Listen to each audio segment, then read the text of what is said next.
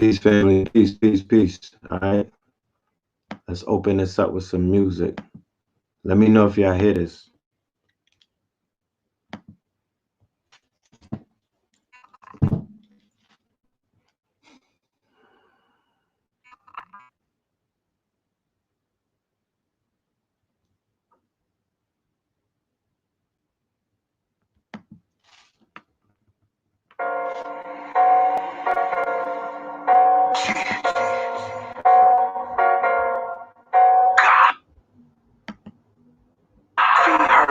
World full of busy bees working. I ain't never met a free person.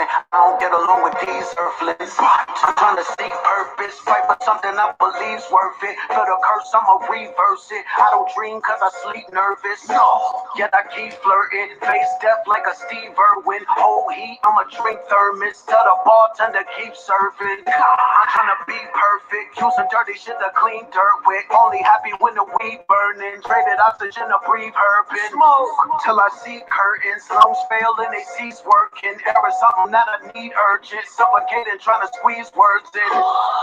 What would I do with my last breath? Would I yell? Would I cry? Would I laugh? Cause I'm glad that I'm past that mess. Till I pass, never felt that blessed. Even bad breath when you living is better than good breath. When you lack flesh, got a glass chest that I cracked and my lost breath hasn't made it back yet. I'm on my last breath.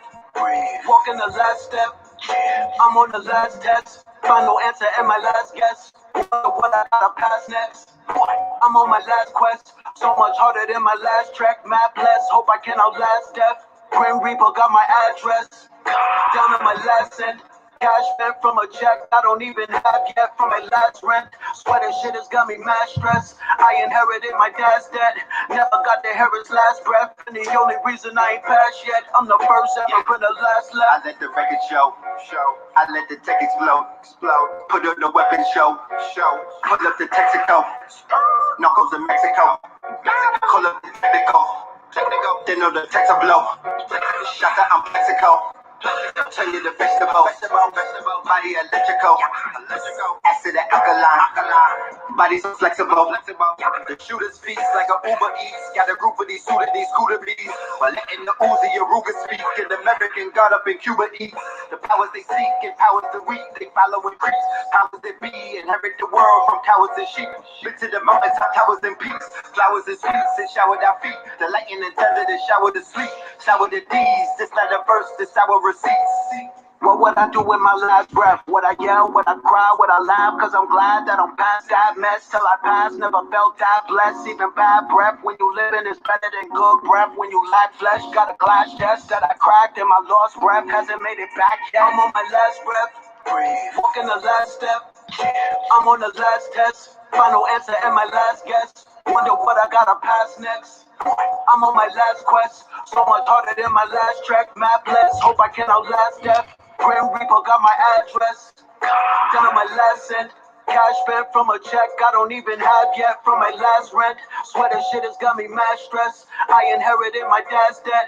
Never got to hear his last breath. And the only reason I ain't passed yet, I'm the first ever in the last left. Like a track finish. I attract women, they the bad women. I'ma splash in them, leave a bag with them.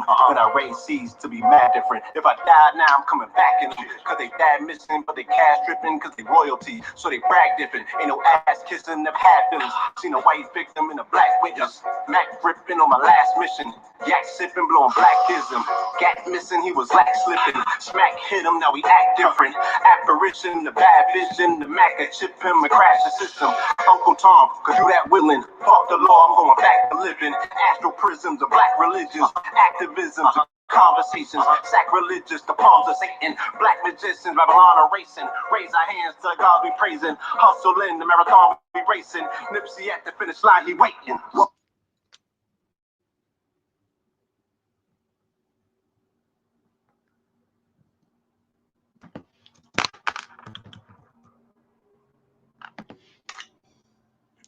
This is a request. You dig?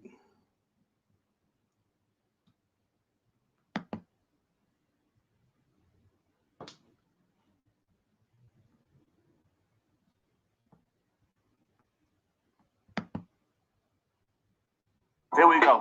1, 2, 3, go. If I can't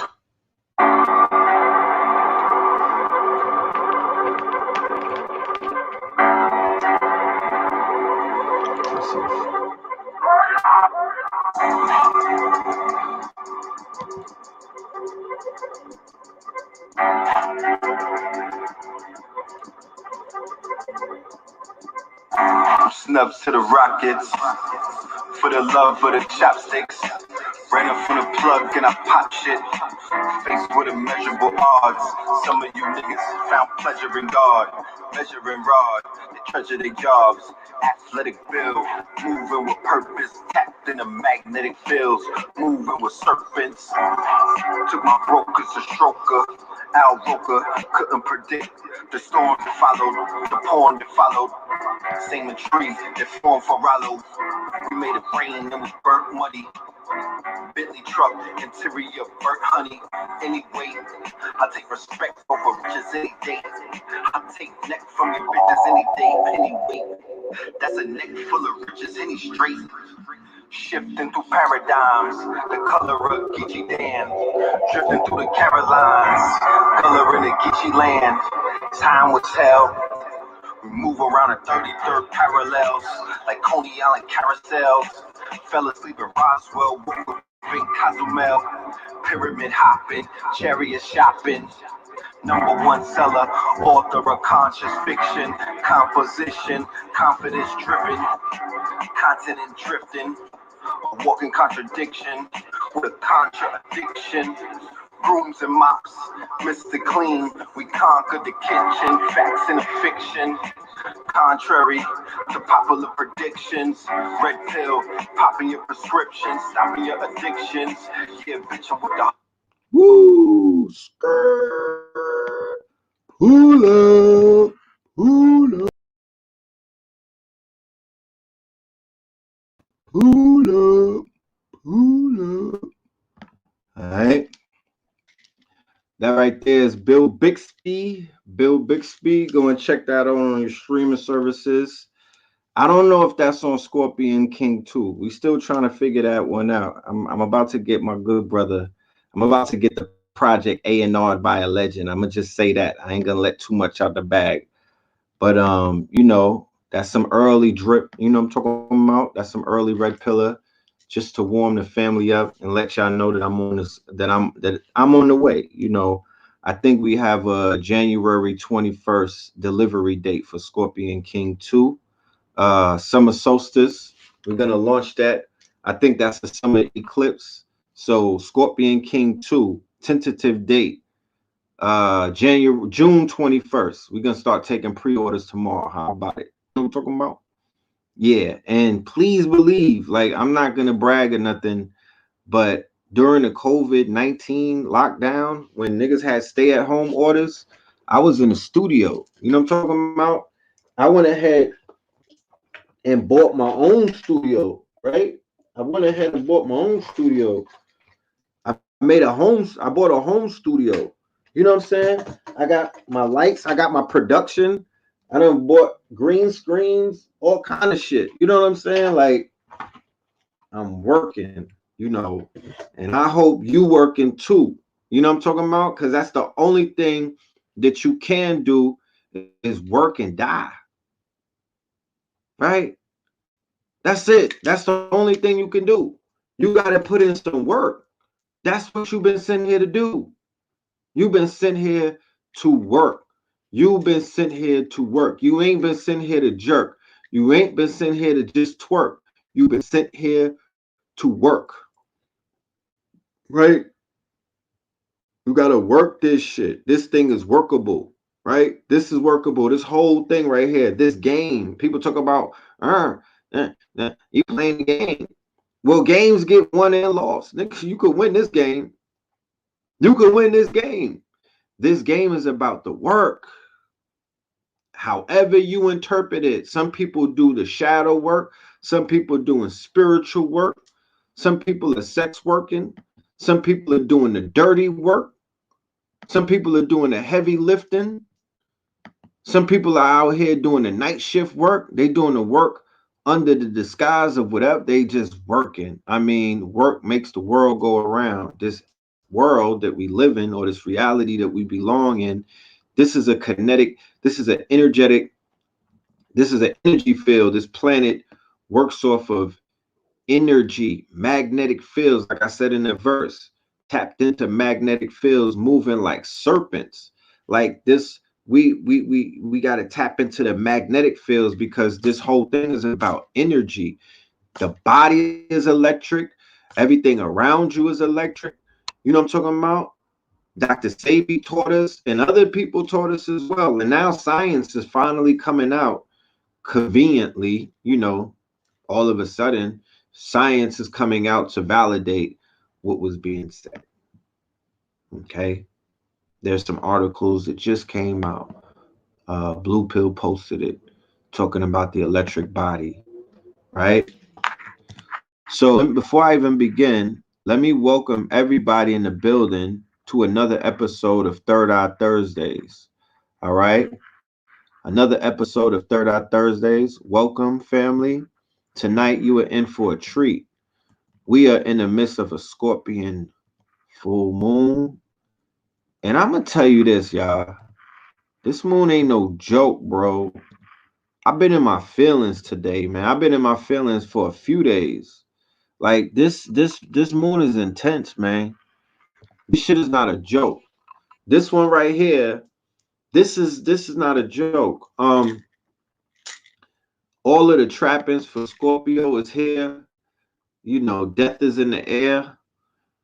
The people are riled up, right? People are angry. The melanated people are angry, right? The melanated people want revenge. The melanated people's feelings, our hearts, once again, have been pierced as a collective, right? As a collective, we're in pain during this Scorpio moon. And Scorpio's dealing with death, and it's Pluto retrograde, and Pluto deals with death. And they killed that young man. They killed 2 young men on camera, right? In broad daylight. And our people are feeling it. I know that I'm feeling it. I know that I couldn't even do what I needed to do. And, I was supposed to go to New York, and I didn't want to do that. I wanted to sit home and research and prepare my lecture for tonight.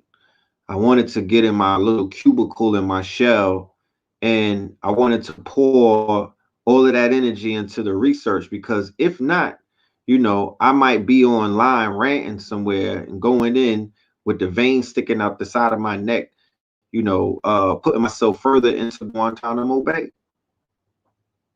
You feel me?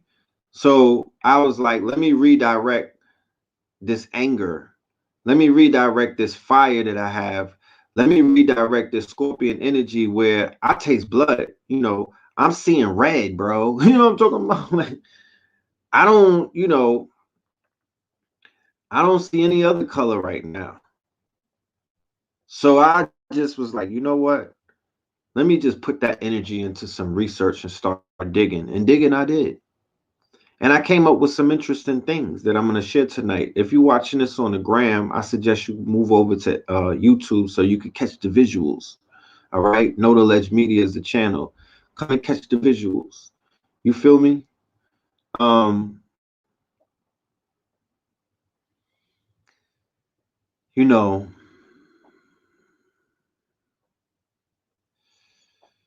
May is a very powerful month, right?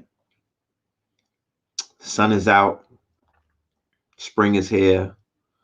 The corona shit is melting away. People are coming outside.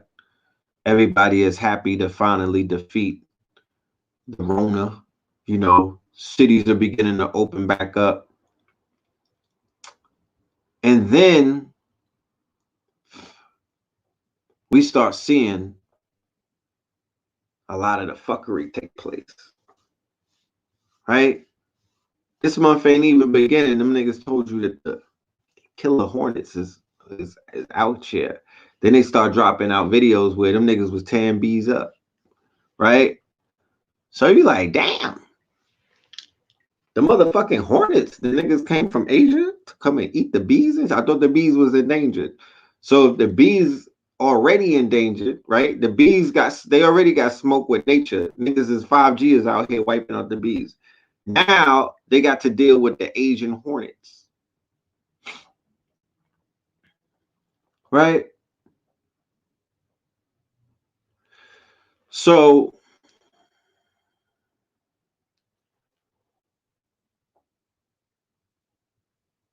I wanna tap into some research tonight if you allow me to do such. Before I do that, I want to say thank you to all of the students. I call y'all the KT aliens. They came through on Cinco de Mayo, right? Cinco de Mayo was on the 5th. Okay. Cinco de Mayo is it's a very that like I'm saying, the energy is up because Cinco de Mayo 555 hit. That the energy on that shit was like this. Then the next day, I see the thing about the brother Ahmed. Keep in mind, we're in the holy month of Ramadan, right? So the brother with this Muslim attribute. Then I see the other brother in the car in Indianapolis, and he gets killed on Facebook Live, right? This brother was active in the military. He was once again, right? These are the tell because I'm watching the synchronicities of how the universe is showing things. When I start seeing military or ex-military, the way that my thing is wired up is switch right back into the research that I was doing about military. These are triggers. The military, I won't call them operatives because that's a disrespectful term. The military archetypes in the black community is Mika Johnson and what's my good brother who got killed in Baton Rouge. His name was Cosmo Setemra. That was his conscious name, but his real name was Gavin Long, right? They carried out they were the ones who are the foundation of what they call the black identity extremists. They are the ones who are they're two cop killers, right? They're the trinity of the cop killers who martyred the quote unquote victims. This pantheon of victims, I call it the color wars. Instead of the Gullah wars, I call it the color wars. It started with my young brother. It was a young man in Flatbush. His name was Kamani Gray, right? Gray, right? Kamani Gray. He got killed in 2013. He got shot in the back 7 times. As a result of him being murdered by the NYPD, that kicked off of riots in Flatbush, in East Flatbush, called the 90s, where there's a large Caribbean population. That Caribbean population started rioting, going against the police. That Caribbean population is also gang affiliated. Kamani Gray was gang affiliated. Kamani Gray is actually the young man who smacked Pop Smoke on World Star. This was 10 years ago. If anybody remembers Pop Smoke, rise in power, rest in paradise. He got smacked. The smack went viral. Everybody, the shit was like a World Star moment, right? And he got smacked for being the Crip by some Bloods, right? Now, the one who smacked him, his name was Kamani Gray, right? He was well known as, amongst the youth. He was well known in the streets. The police killed him. Now, Bobby Shmurda and Rowdy Rebel and all of them from East Flatbush from the 90s, they come out of the smoke of those riots. Those riots happened in 2013. Right after that, around 2014, we get introduced to Bobby Shmurda, the Shmurda gang, GS9, that Crip, that section of Brooklyn where the Crips were running, the gang culture with the Crips and whatnot. So that's the beginning of that. Now, in order to carry on, in order to keep up with this narrative that I have, or in order to keep up with the research that I've been doing, I would highly encourage the audience or the students in the audience to go and get the lecture entitled Fear of a Blackamoor Messiah 2020 Year of Fear, Part 1 and Part 2. Now, I did that in January. Okay, I did it in January. I did it in late January. I entitled the lecture 2020 Year of Fear, based off of what I was seeing, and based off of the foresight that I had, and based off of the research that I was doing, and based off of the rituals that were being done by way of the small hat control publications, or the media publications in New York that are controlled by the quote unquote Israelis, and they were putting out covers that were inducing fear. They called it the return of fear, right? I did a Melanin Monday where I showed it. It was on the cover of the actual flyer for the show, and the cover said the return of fear. Now, the reason why they were saying this is because leading into the New Year's in New York City, there was a lot of quote unquote anti-Jewish, what they call anti-Jewish attacks. They were being violently people were being apprehensive towards them. There was a stabbing upstate New York in Rockland County. A melanated man was charged for that. He went in, I think it was like New Year's or something. He went into a rabbi's home and stabbed about 20 of them. Then they had a shooting in Jersey City where they blamed it on the Hebrew Israelites. Now, when they blamed the shooting on the Hebrew Israelites, there was no rebuttal for the quote unquote slander, and there was no rebuttal for the quote unquote for the law enforcement painting the Hebrew Israelites as not just a homeland terroristic threat, but an active threat that's out here killing police, because police died in New Jersey, and they were out here killing Jewish people because they ran into a bakery, a Jewish bakery, and got to spraying. You know what I'm talking about? So because nobody rebutted that, or there was no challenge to that, the Jewish run media was running with this narrative that the Hebrew Israelites, who are a humongous a humongous sect all over America. You know, they got the hate map and they have them in all of these different places.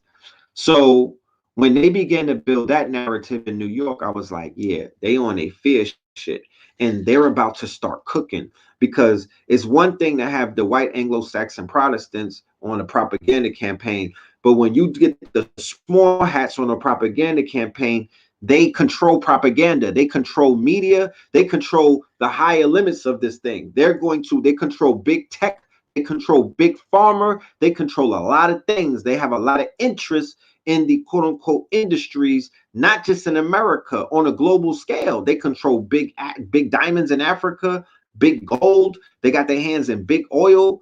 So I'm like, these people are cooking, and they up to their old tricks, because I don't trust them.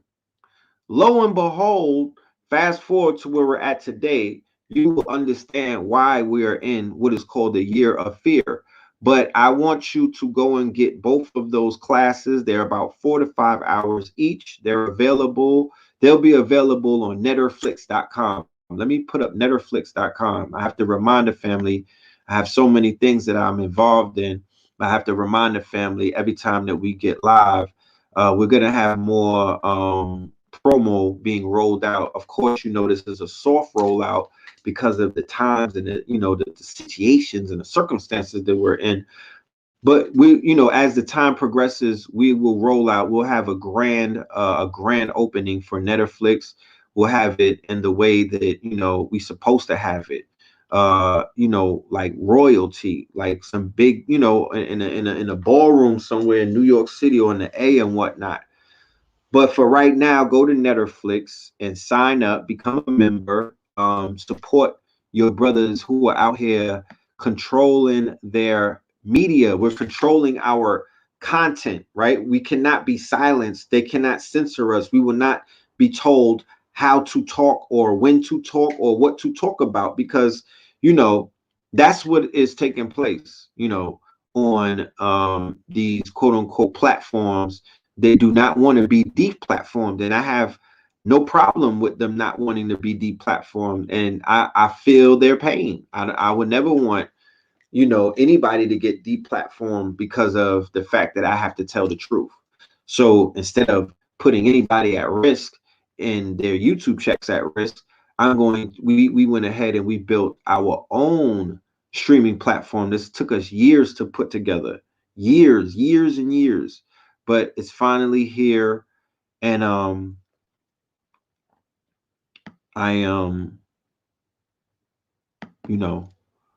excited about that.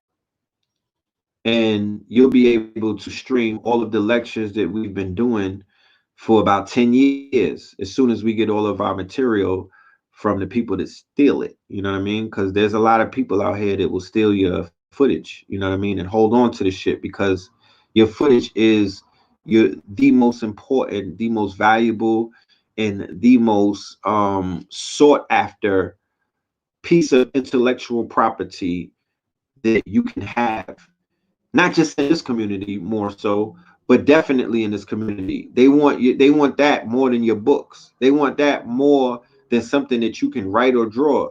It's your footage, it's your you know, your likeness, and maybe 1 or 2 hours of your cloth. You know what I'm talking about? You know.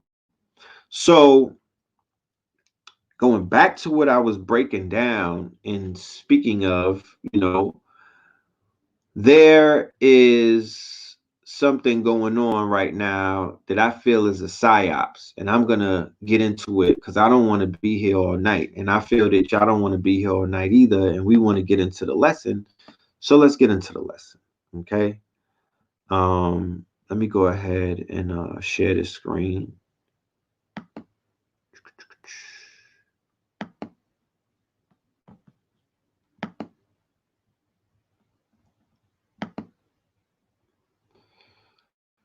No more shopping sprees.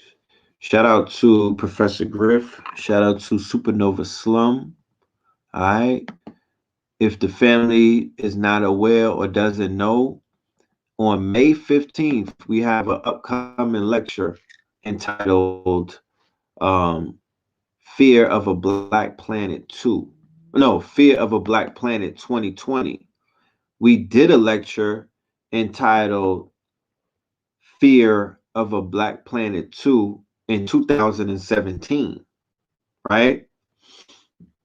And as a result of the lecture that we did in 2017, when if you go on the Eventbrite page, we have an Eventbrite. You could go to Eventbrite. You could click on the link in YouTube right in the description, and the Eventbrite link is right there. Or you could go to Eventbrite, and inside of the search bar, all you got to put is Fear 2020, and it'll take you there. And in the inserts, we have our 2017 presentation.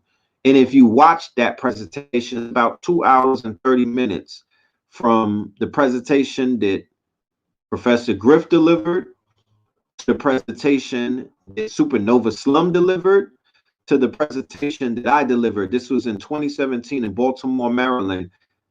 Damn near 89.9% of the information that was delivered is consistent to what we're seeing today. It was ahead of its time. It was prophetic. It is in a direct alignment to the quote unquote atmosphere, the political atmosphere, the social atmosphere, and the quote unquote state of mind of Black America right now. So because we were so on point and so ahead of time, and we had our ears so close to the pulse of the people, it is indicative that we come amongst you in a week or two and we present to you information that maybe 3 years later from now we will receive and look back and be like, damn, them brothers was on it because they were here forecasting once again, right? The proof is in the pudding. You know, we have to come up with a system where we could begin to gauge, or we could begin to somewhat measure the information that our scholars have delivered over the years and begin to determine who is official with the information and who is not. That is very important. I feel that that is extremely important. You dig? That is of extreme importance that we come up with a system where we can begin to gauge who is on point and who is not. There's some people putting out dangerous information. There's some people introducing y'all to dangerous people. There's some people out here with information that's regurgitated. There's some people who are like, yo, this is going to happen, and it don't happen. Do you know something? Somebody put me on a QAnon the other day, right? Shout out to my brother Angel. So he put me on, me and him almost had a mini debate about QAnon. And he was like, you know what, Red? This is what I'm going to do. I'm going to throw a nugget at you. He said Michael Flynn is going to be pardoned this week, right? He said, this is what QAnon is telling him. Me and him were talking earlier, maybe on Monday or Sunday. He said, this is how we're going to gauge it. Michael Flynn is coming home. I was like, cool. If Michael Flynn comes home, then I'll hit you back on the phone and we'll have a further conversation. Well, while I was doing this lecture, Michael Flynn came home. Okay, so there's something about the QAnon organization, or the Q, whoever Q is. He's been on point with some of his information. Then I read another article, and they said that they were going to shut down the quote unquote New York City Transit because they were going to rescue certain individuals and they were going to carry out certain exercises. And lo and behold, yesterday they shut down the New York City Transit for the first time in 115 years. Somebody knows something. So when it comes to information like that, all right, I'm cool with that. But other information that's completely off kilter, nah, we can't do that. Not in 2020. You niggas had enough time to figure this shit out and get your shit together and do some research. Not in 2020, fam. So without any further ado, I don't want to hold you because I'm going to get into this lecture and whatnot, but we have guests in the building.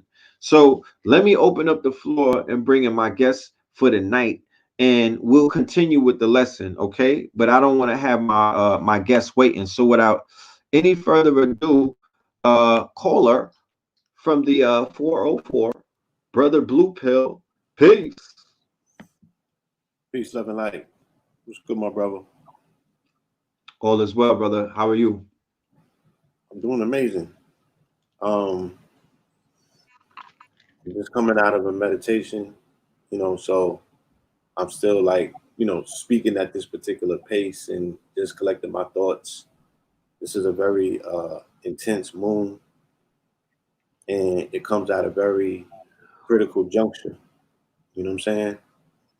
And That's it's resonating. It's affecting people differently. You know what I mean? A lot of things are culminating today. People that you might have not been avoiding and not been keeping a super social distance from, they on your backs and they on your tail and they popping up. I see you came back from that meditation with General Zod shirt on. That was a good catch. I don't even know who General Zod is. That's homie from Superman 2. Remember, there was in the glass like.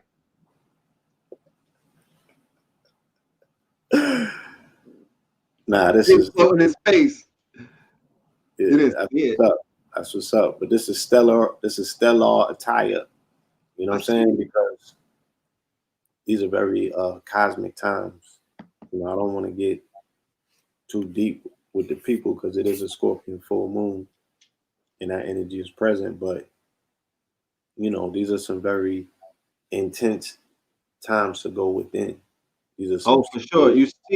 You see, I got the smile Tawi on. You know what I mean? You see, I'm representing the red and the blue. I'm bringing both of the energies together.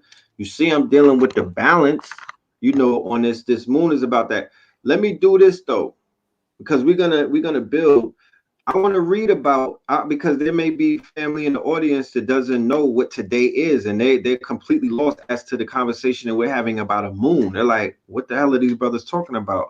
Right. So let me share the page real quick. Let me take the family to some information about tonight's moon, because the power is in the now, family.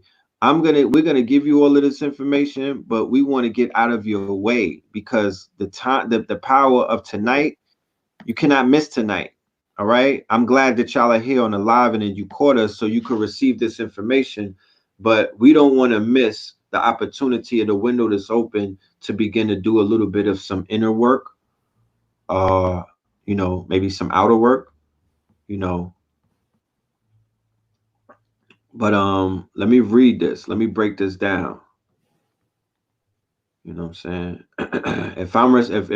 if I have my hand in helping somebody with a breakthrough during a time, huh? I said, let's get to it. Yes. That's definitely what this energy is about.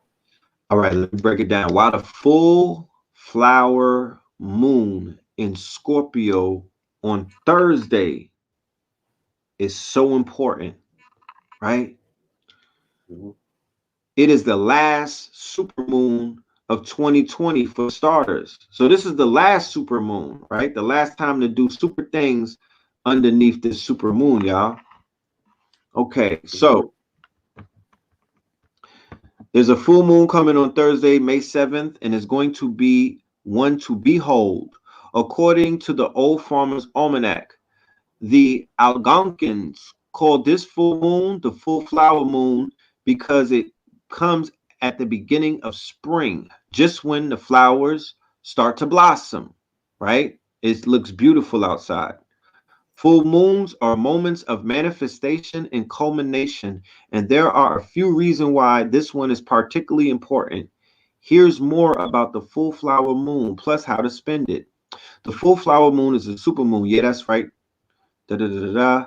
The full moon is in Scorpio. Here's what that means. Anyone who spent time with a Scorpio can attest that this sign is best summed up in one word: intense.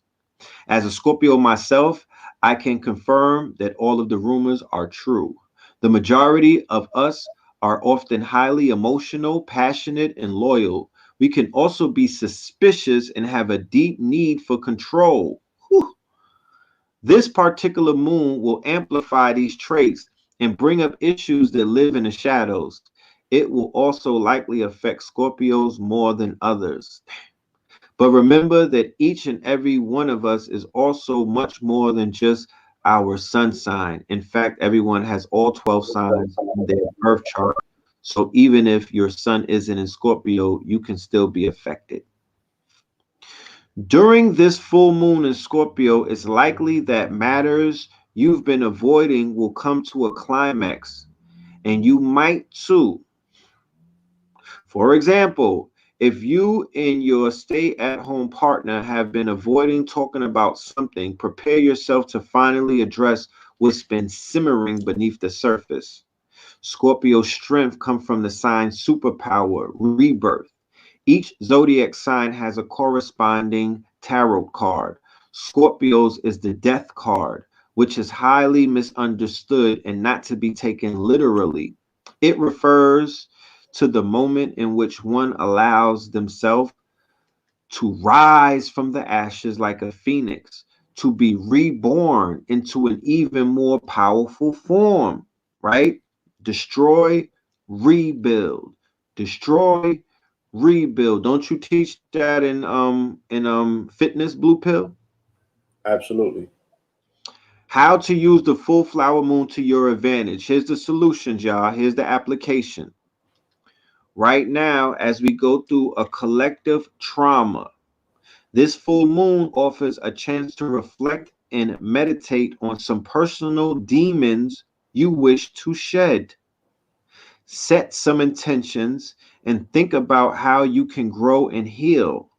While that may sound intimidating, it can mean anything from planning to reach out to someone you like to make amends with, to setting aside more time each day to cuddle with your pet, if that helps your mental health. Don't feel pressure to do anything other than honor yourself and think about what will make you feel your best. This is a time to process and open the door for healing. Scorpios are also known for their sexuality, and once again, all the rumors are true. However, that doesn't necessarily mean they want no strings attached sex, and especially right now, people are seeking emotional intimacy along with the physical, whether it's through masturbating, virtual sex, or getting it on with your stay-at-home partner. This full moon in Scorpio is a night to get it on. However, keep in mind that it is unlikely that the sex will be shallow, even within casual relationships. Be prepared for deep connections. For a full moon in Scorpio ritual, light a candle and write down all of the fears that you wish to release. When you're finished, rip it up into little pieces and throw it away.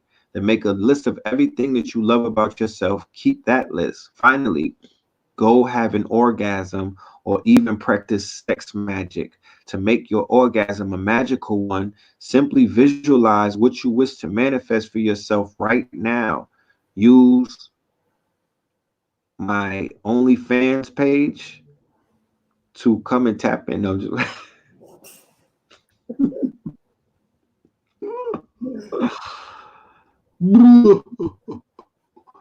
so yeah, family. I think I don't know what else you need to hear. Like, this one is pretty intense.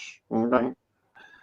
I want to be personal. I want to share a personal feeling with everybody. And I shared it with Blue Pill, and he was kind of like, nigga, what? This moon is so intense. I got some shrooms right now on me. Okay. If anybody from law enforcement is listening, I have portobello mushrooms. Okay. And I'm like, I'm kind of scared to go in, bro. I'm intimidated. I'm not scared, but I know this. I know whatever. I know that this one is going to be intense, and I could already feel it. But I gotta go. You understand? It's almost like you in the cockpit of the plane and it's going down, and you're gonna have to jump eventually.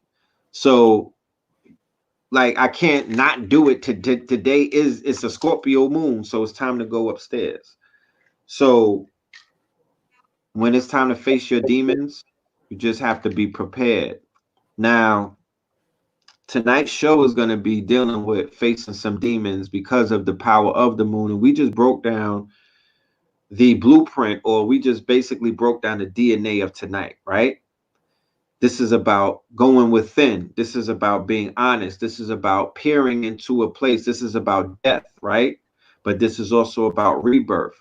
Now, there is no coincidence whatsoever, cosmically speaking. This is not a conspiracy. I do not deal in the realm of conspiracy theorists. I would feel offended if you would refer to me as one, because I know that the federal penitentiary is filled up with people who were majorly committed for, they were indicted on conspiracy. You know, the majority of inmates in the federal penitentiary system are there for conspiracy. So I don't play with conspiracy theorists. I'm not a conspiracy theorist. I'm a scholar. And there's no conspiracy that the case about the brother who got killed in Georgia feels eerily similar to something that we've seen before. There's no coincidence that the people who are sitting back watching what is going on, because they gave you 2 back-to-back triggers. Remember, we're dealing with triggers. We as a people are triggered by incidents that we are collectively tied to. So the power of the power of chaos magic, or the power of the rituals, the fact that these people do bloodletting rituals, they do shocking or rituals, they do rituals that are dealing with lynchings. And these lynchings deal with the kind of programming. And that programming is a programming that's embedded in our subconsciousness that can be triggered at times. So we've all been collectively triggered under this moon. Okay. And it's going to take us back to a time that we probably don't realize that we're being triggered from. But I'm going to take us back to that time. So let me go ahead and share this screen, and let's get into this information, because I don't want nobody wilding out on this moon and losing it. I don't want nobody going out like the young brother. You see the energy of the young brother in the car? That's that moon right there. Right? Rest in peace, rising power to the brother. That's the moon right there. I'm not finna get caught. I'm not going back to jail. Them niggas gonna have to catch me. Right? And then them doing what? They ran down on that brother and shot him in cold blood, and then had some real crazy stuff to say. I don't think that they knew that they were on live. You know? And they were so nonchalant. They were so casual about it. They were so matter-of-factly standing over a dead corpse, a dead body of that young brother, who had a lot of life in his eyes when you looked at him, you know. Y'all can see the screen, right? Yeah. All right. Once again, shout out to Griff, shout out to Nova. You'll see me on one of their shows coming up. We'll be on some lives. We'll be doing some promoting. All right. Fear of a Black Planet 2020. All right. Go to the Eventbrite and go ahead and get your ticket. All right. The tickets are $44, because we are worth that. All right. We got each 3 of us have children and mouths that we feed. So, you know, thank you for your support in advance. We will also be releasing a capsule, a merch capsule. So for those who want to be VIP ticket holders, you're going to have there's a merch capsule that's coming with the ticket. So for my collectors that are out there, those who understand the value of what we're doing, you understand what you can hear my language, you know what I'm talking about. The clothing brand Supreme did a collaboration with Fear of a Black Planet, and the Goose, the bomber, was selling for $1,300. The shirts are selling for about $300 to $400. So what Supreme did is add value to what the brand of Fear of a Black Planet, and what we're going to do is add more value to the brand, the Fear of a Black Planet, because unlike the clothing brand Supreme, we're going to add information as well to carry on the tradition of what Dr. Francis Cress Welsing came along and brought forward with, you know, that inspired Public Enemy to come forward with Fear of a Black Planet. So the best way that we could add on is by teaching. Now, if anybody was paying attention to the news over the week, you saw what took place with they call the stay-at-home protests, right? The stay-at-home protests. In my humble opinion, that was one of the most propagandized names that they can call what was taking place. What was taking place was the armed insurrection at the state capitol building by the Michigan Militia.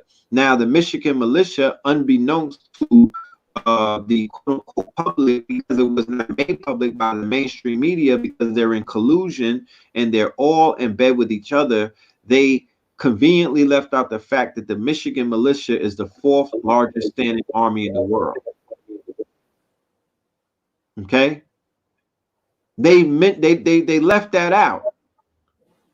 That they just said, oh, these people were protesting the fact that they couldn't plant seeds in their garden.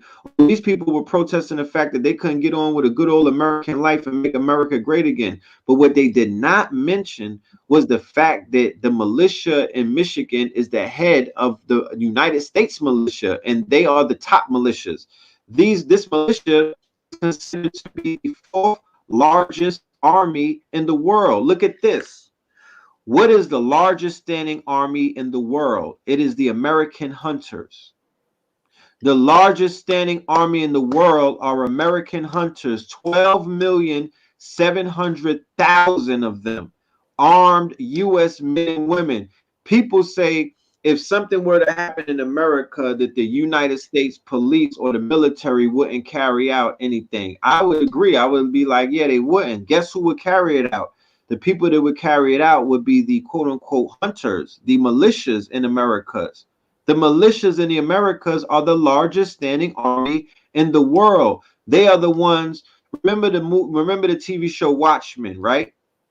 The HBO series Watchmen. Remember the 7th Cavalry?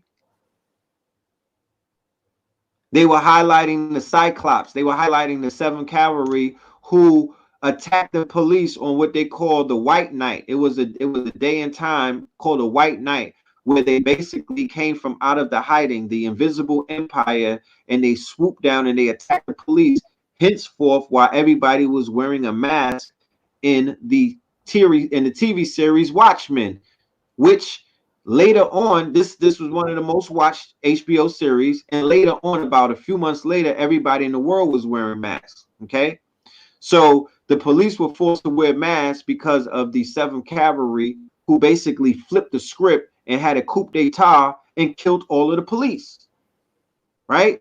So when you see the Michigan militia marching on the state capitol, they were shouting in the faces, right, of the quote-unquote elected officials and the police officers. This is a stay at home. This is supposed to be a coronavirus. Do you know if you were to yell in the face of an officer and you had tuberculosis, you would be charged with a crime? So you don't know if somebody has the coronavirus. If they're yelling in your face, then they could be potentially threatening your safety. If you're a policy officer or a safety officer, you can take it in your own quote unquote, you could take it upon yourself to arrest that person. Do you know that one person got arrested at that rally, and they had armed European men and women inside of the state building, and only one person got arrested because it was protester on protester violence. Okay, so the Japanese said that you cannot invade the mainland of the United States. He said there will be a rifle behind every blade of grass. Americans buy enough guns in 3 months to arm both the Russia and Chinese standing armies. Okay. So all of these European men who go out and kill black bears, brown wolves, brown raccoons, brown squirrels, brown birds, green lizards, right? Brown raccoons, right? Brown pandas, brown deers, brown bisons, browner buffaloes, right? These people who go out religiously around America and slaughter unabashed. They slaughtered untested. They slaughtered all of these melanated animals. I believe it was Elihu Pleasant Bay in a book called The Exhument of Noble Drew Ali. He had a segment on Masons, and he spoke about the European, the gamers, the game hunters, and the fact that the game hunters would put lions, heads of bears on their walls, and heads of reindeers and whatnot, heads of bison. These are game trophies, but these game trophies are heads. These are totems. So these are heads of Africans. These are the heads of your kings. These are the heads of Indian kings, tribal kings. Sachems are what they call them. Sachems. So whenever you go to a European's house and you're stepping on a bear rug, it's a potential. You're stepping on a lion. They go over to the continent. You're stepping on a rhino rug. You're stepping on your ancestors. That's what they do. Going back to what's my dude? What was that? Buffalo Bill and Silence of the Lambs. Yes, and Silence of the Lambs. You know, where he had lampshades made out of human skin and stuff like that. Yeah. You know, this is a collective thing that they have. They have an underground black market where they're trading human skin lamps. They're trading exotic animals. They're trading all of these rhino horns and stuff like that. Lion's claws, rhino testicles and shit. You know, this is what they do. So the symbology of what they have in their lodges, the symbology of what these hunters collect, and what they have when you go into gun stores and they have all of these stuffed animals, all of these melanated stuffed animals hanging up and all of this stuff. This is something that speaks to the subconscious of the bloodletting, the bloodthirst, the bloodthirstiness of the Germanic or the Germans. These are the Germanic tribes, the Nordics, the Vikings, right?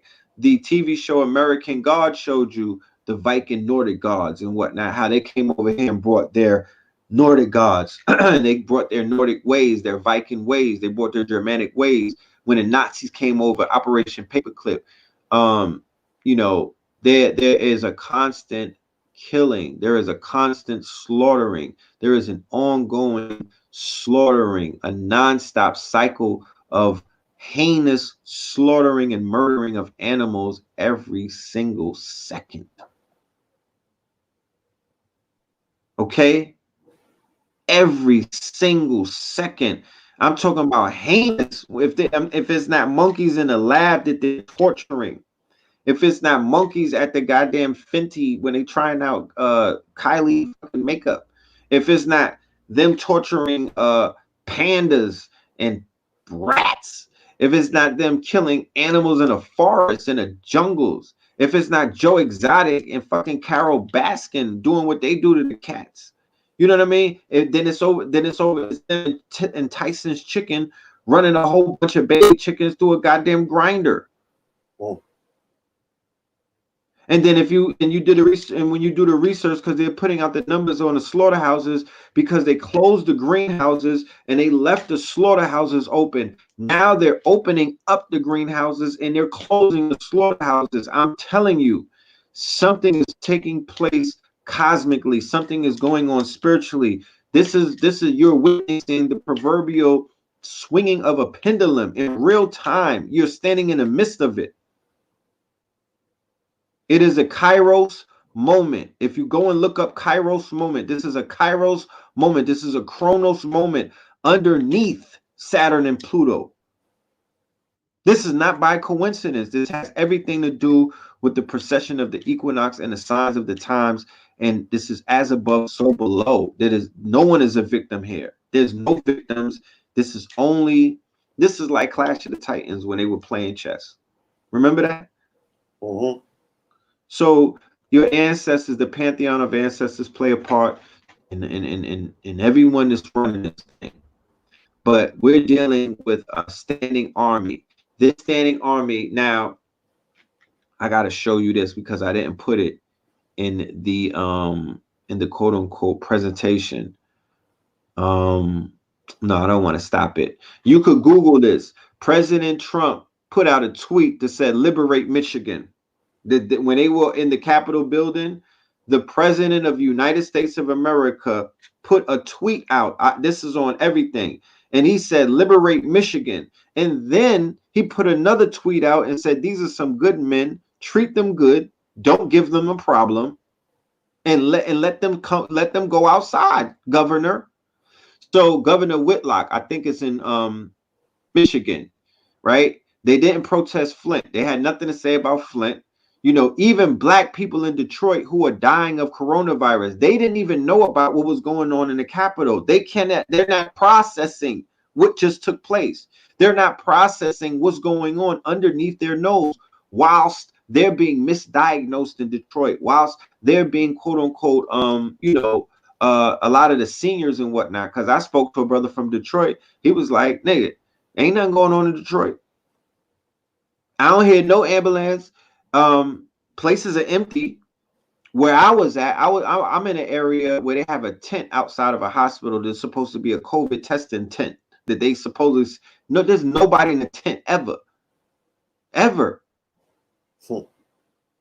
What the city where I was at went from being a no man's land to now people is like just crawling out from under the cracks and whatnot. But prior to that, it was a no man's land, and wasn't like people was out getting tested. They just was not out. Nobody was out, right? Mm-hmm.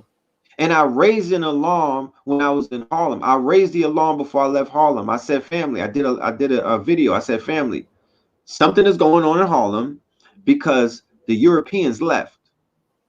Now, either they know something and they left unannounced. They left under the guys at night because you didn't see them running out of Harlem. You didn't see the exodus of Europeans out of New York. They left though. And I raised that alarm. I said, I just want y'all to know they not here. I'm driving through neighborhoods when they had the lockdown, and I'm driving through neighborhoods, and you know, at night when people are in their house, the lights are on. Like in those big project buildings, all of the lights on the gentrified blocks is off.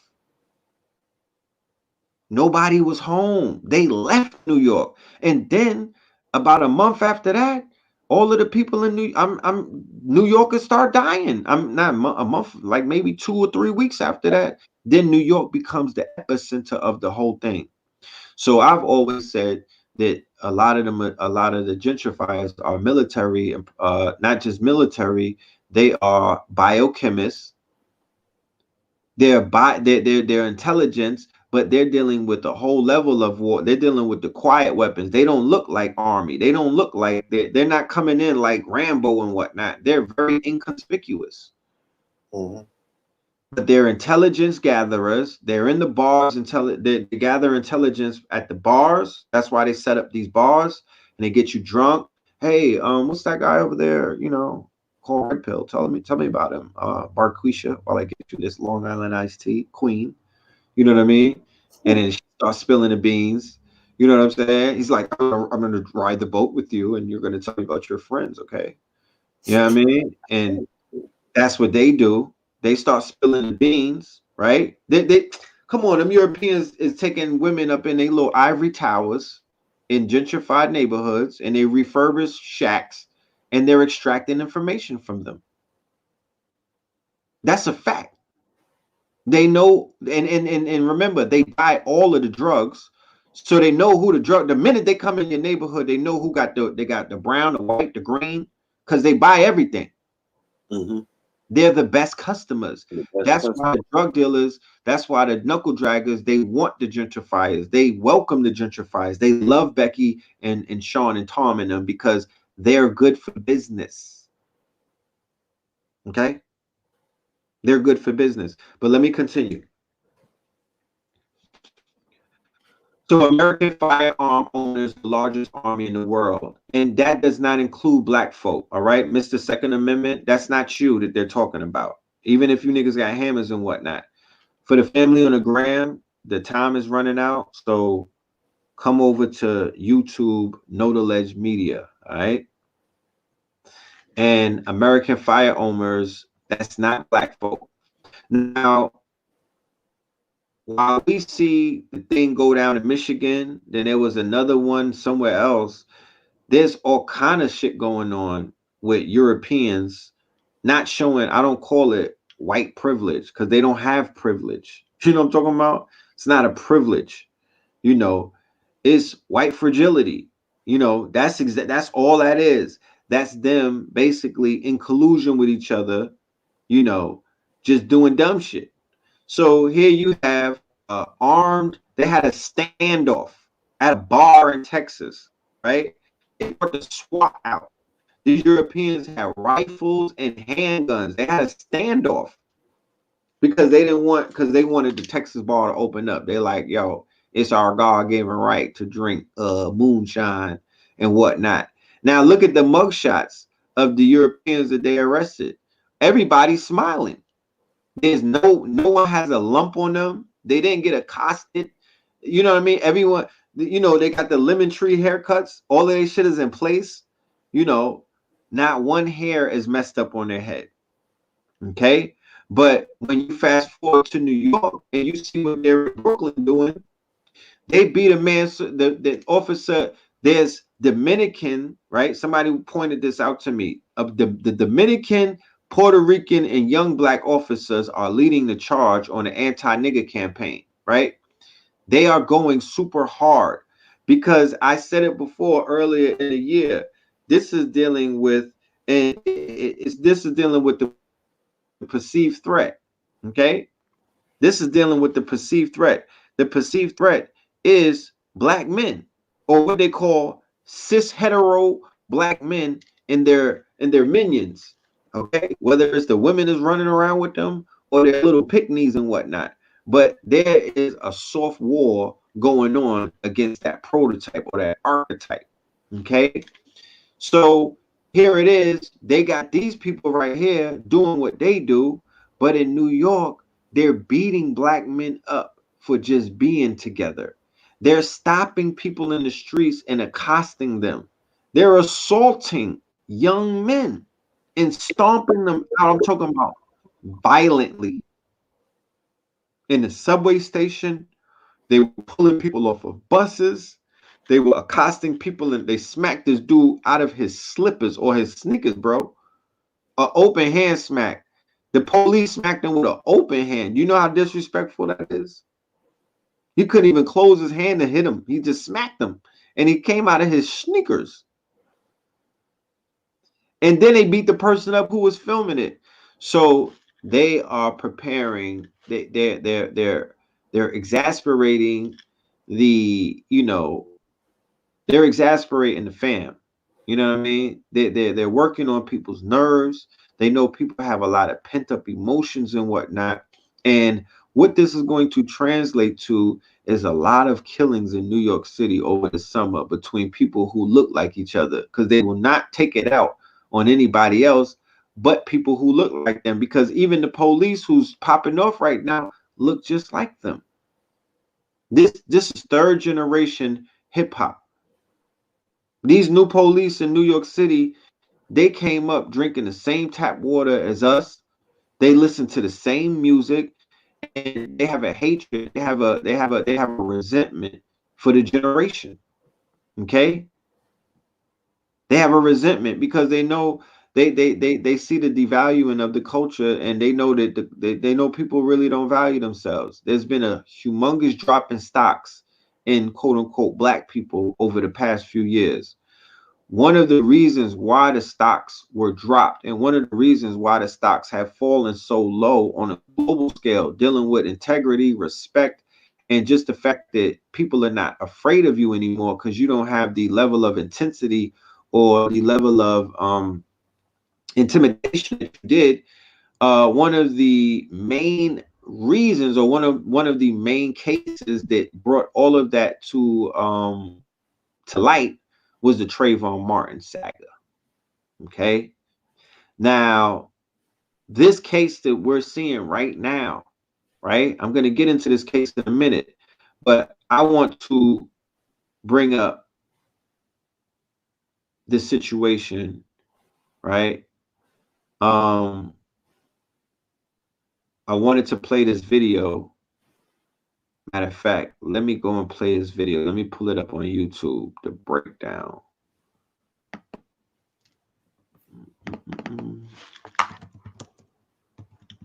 I want y'all to listen to this case, and then we're going to talk about how this case is the exact case or a repeat of the quote unquote the Trayvon Martin, the Trayvon Martin ritual. Okay, because that's exactly what it was. It was a ritual. All right, give me 1 second. Let me pull this up. He was with the mother, Wanda Cooper.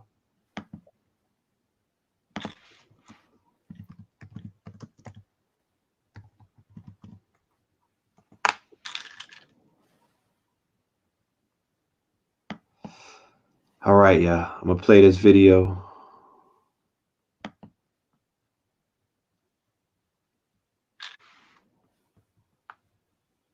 Hold on. I gotta share that with the fam. Give me 1 minute. Let me share this video.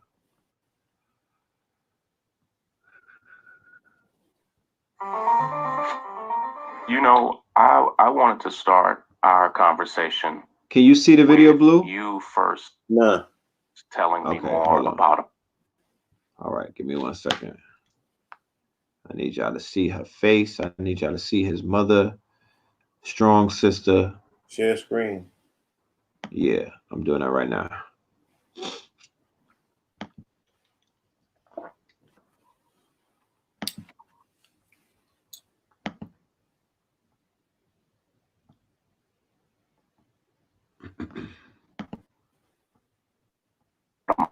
Because I've worked with so many families across the country who've lost their loved ones to some type of violence.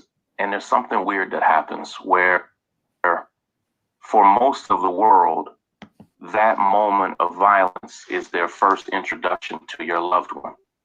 But when you think of him, you don't just think of this one horrible moment. You have 25 years of memories.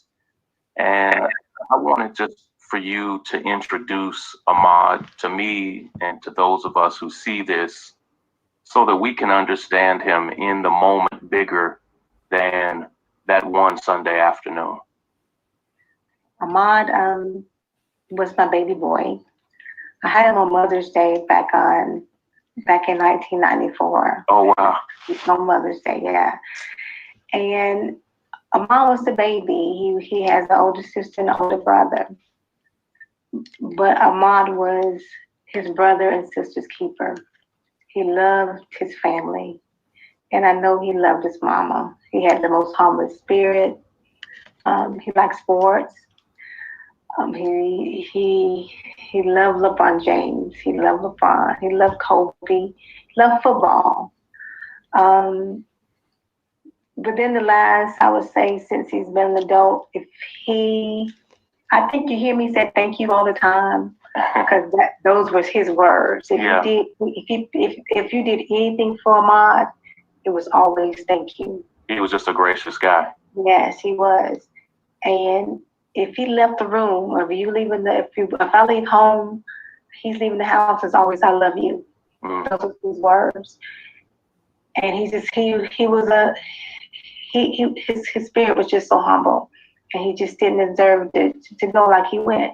You know, the first person who reached out to me, I actually had all the way back in February.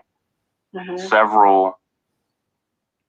had a guy from the NFL who reached out to me, and I think Ahmad was such a standout athlete that several guys that he played with and played against played Division I football and actually even went to the pros. And I had several guys reach out to me and say, I knew this guy, I love this guy.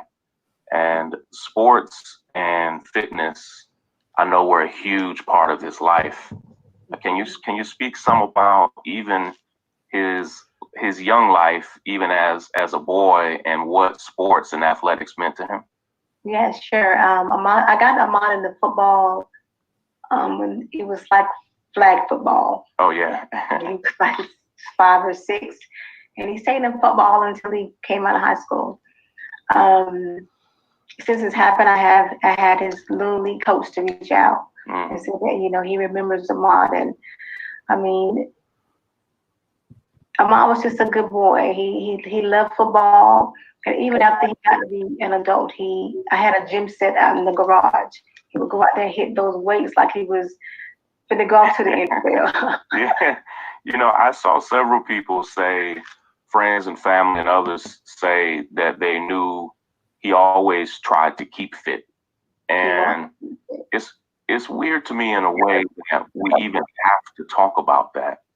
Because it's just normal. He's a 25-year-old young man who was in sports his whole life. But can you talk about just his commitment to fitness? And you said he would, go out to the garage and hit the weights, but I know he would run and stuff as well. Yeah, but at the thing, Mr. King, if it wasn't drowning, drenching rain, Ahmad ran. Yeah. Ahmad ran every day. It would rain, if it was hot. Like I was thinking that maybe it was good that he's not gonna be in the summer heat running, because he ran every day. Yeah. He ran every day, and everybody from the neighborhood knew that this kid ran every day.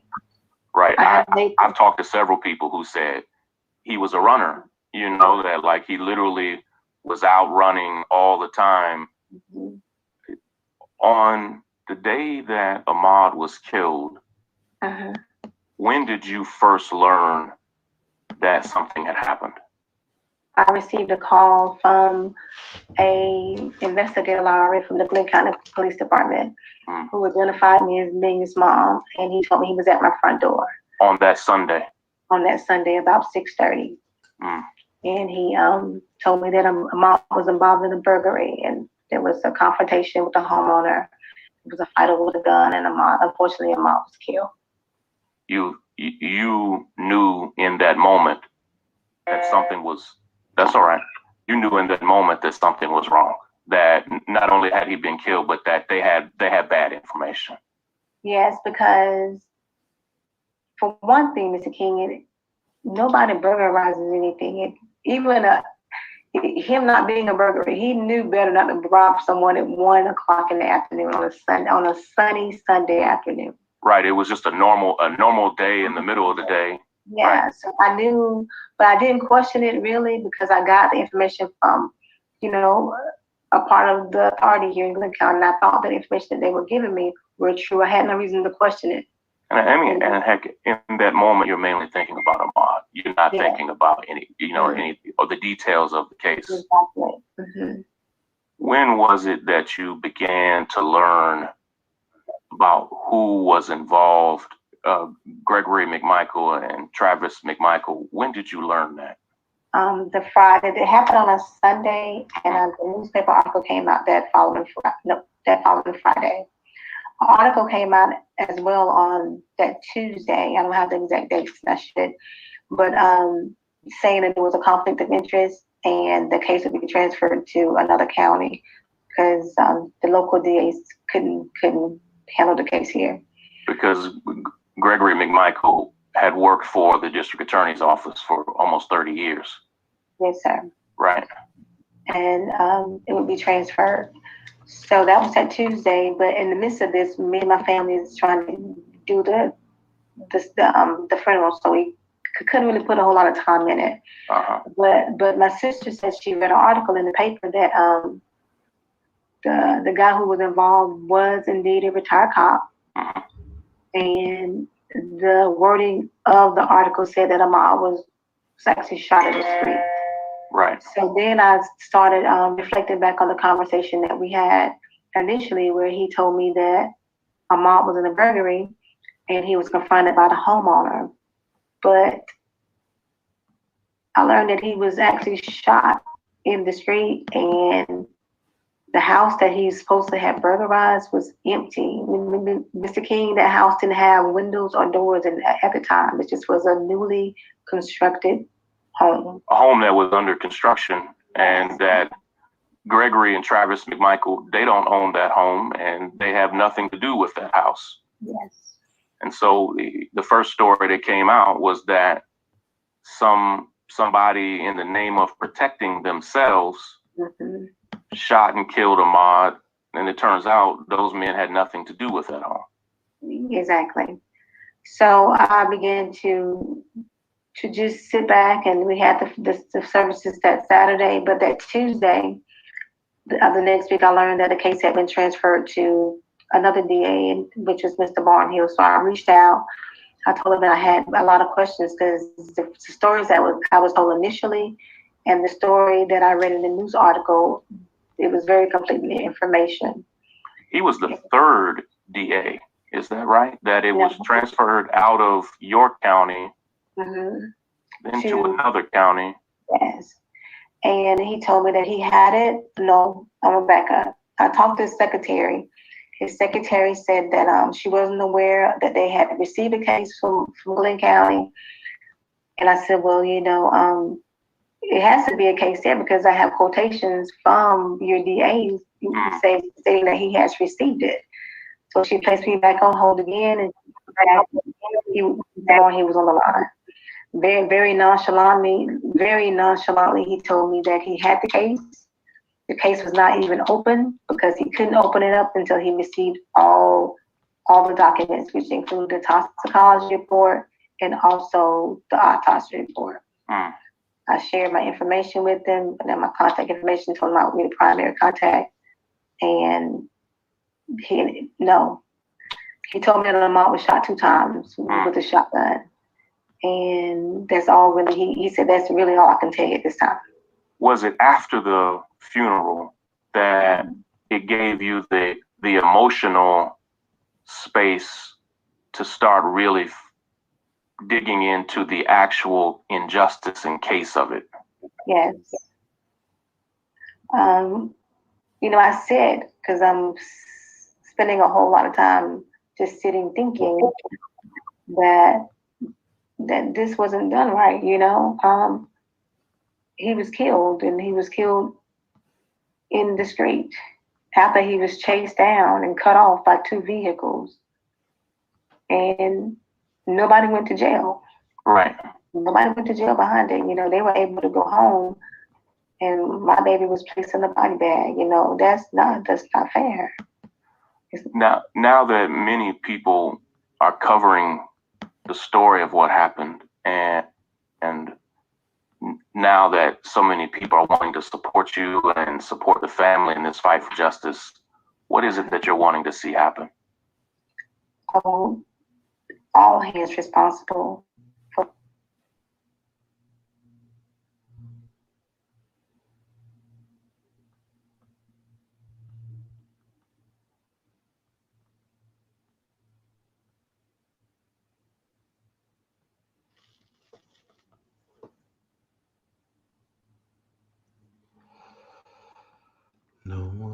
the death of my baby boy to be arrested. I mean, they did a crime, regardless whether they were law enforcement or whoever.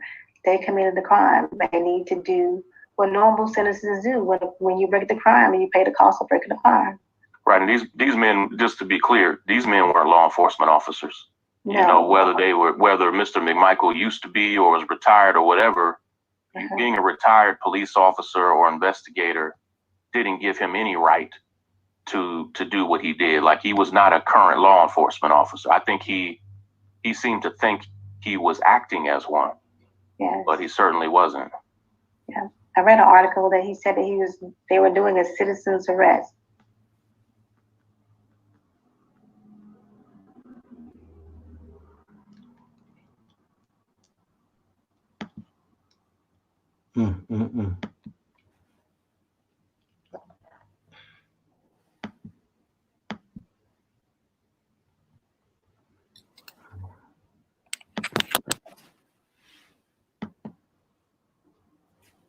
All right. Well, I'm not gonna play the whole thing.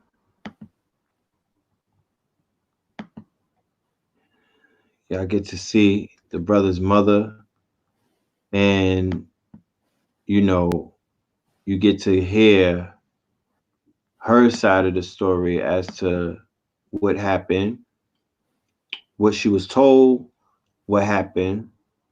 And I mean, I have some good news to come along with this story that the two Europeans, the son and the father, have been charged with murder.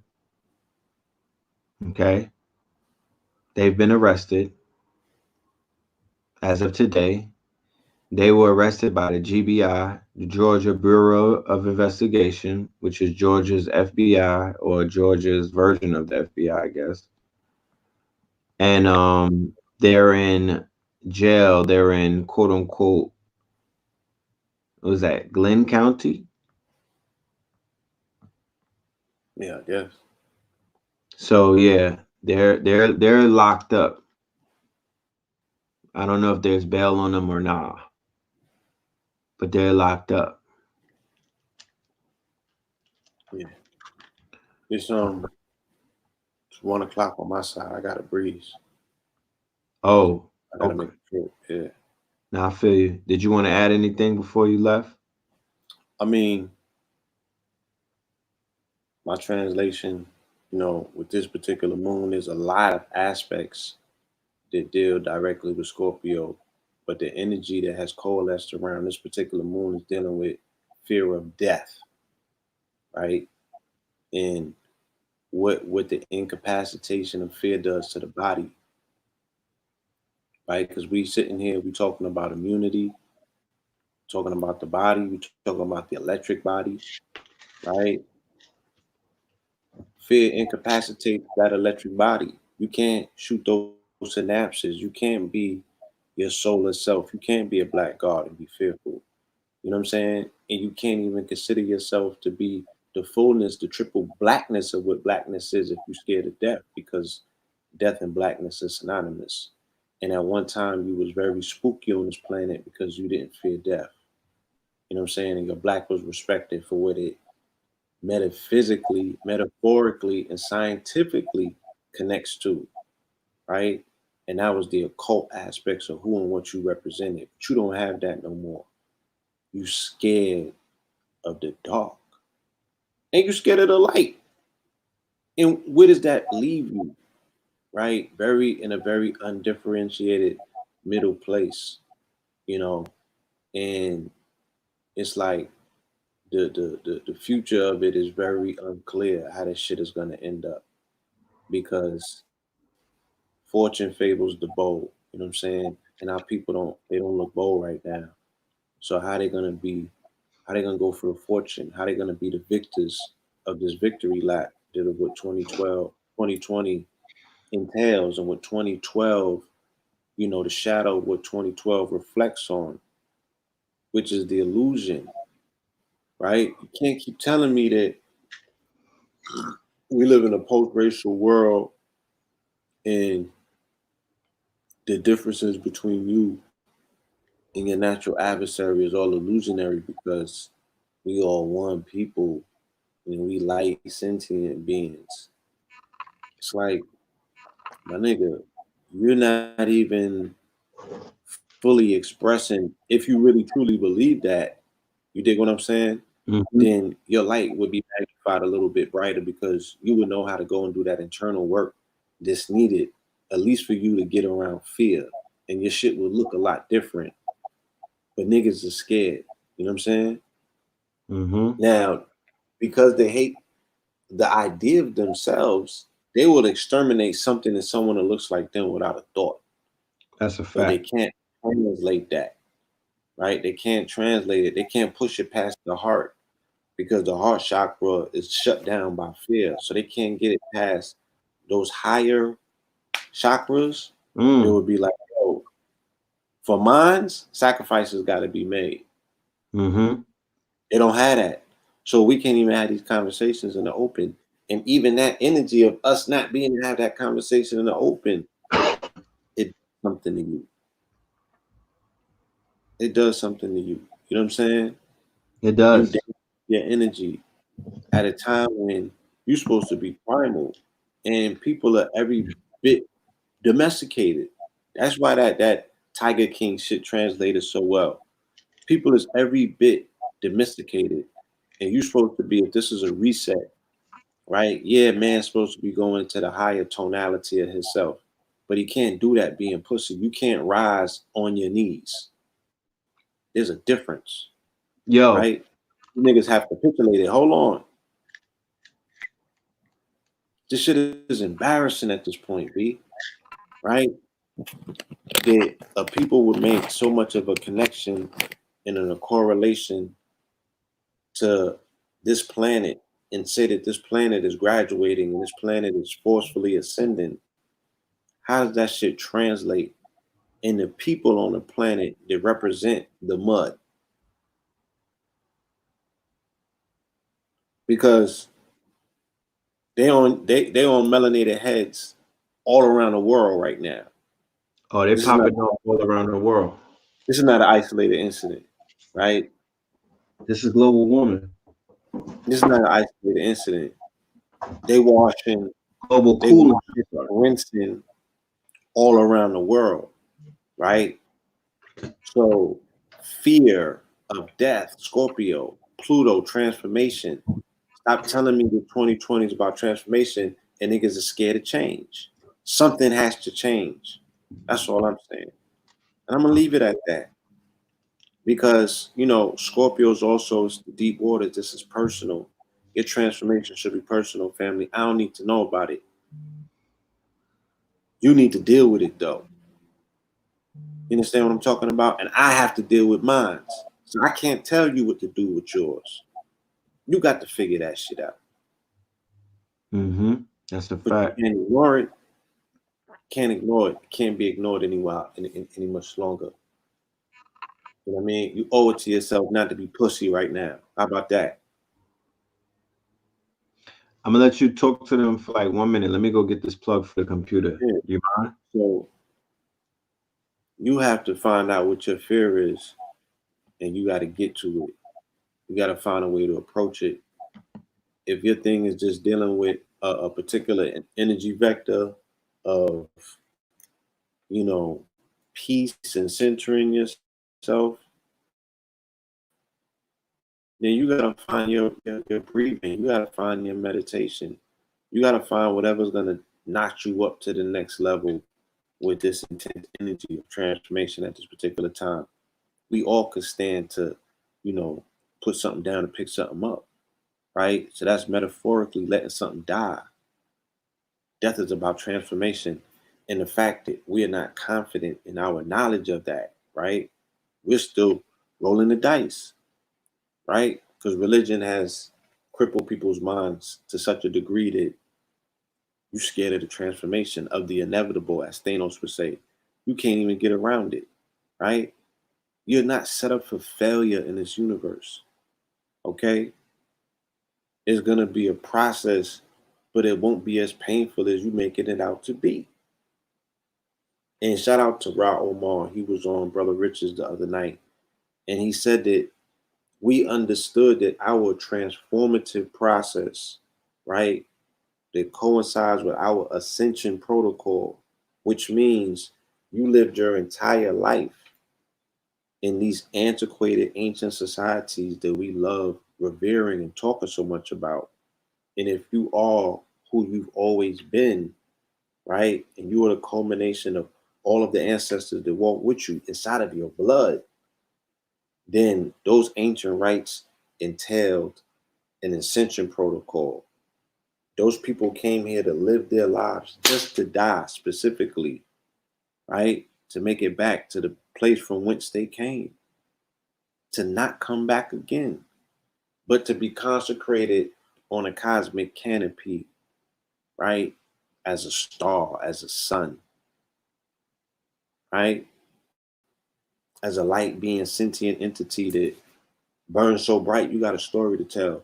But religion will have you now fearful of the fire, right?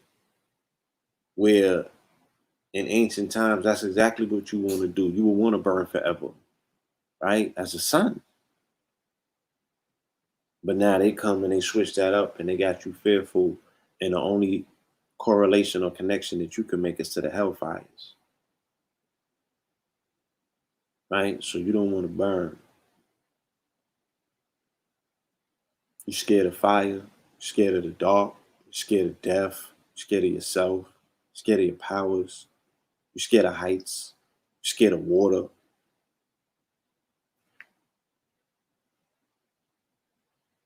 Right. What is the universe going to do with you? You're scared of mosquitoes, you're scared of roaches, you're scared of bees.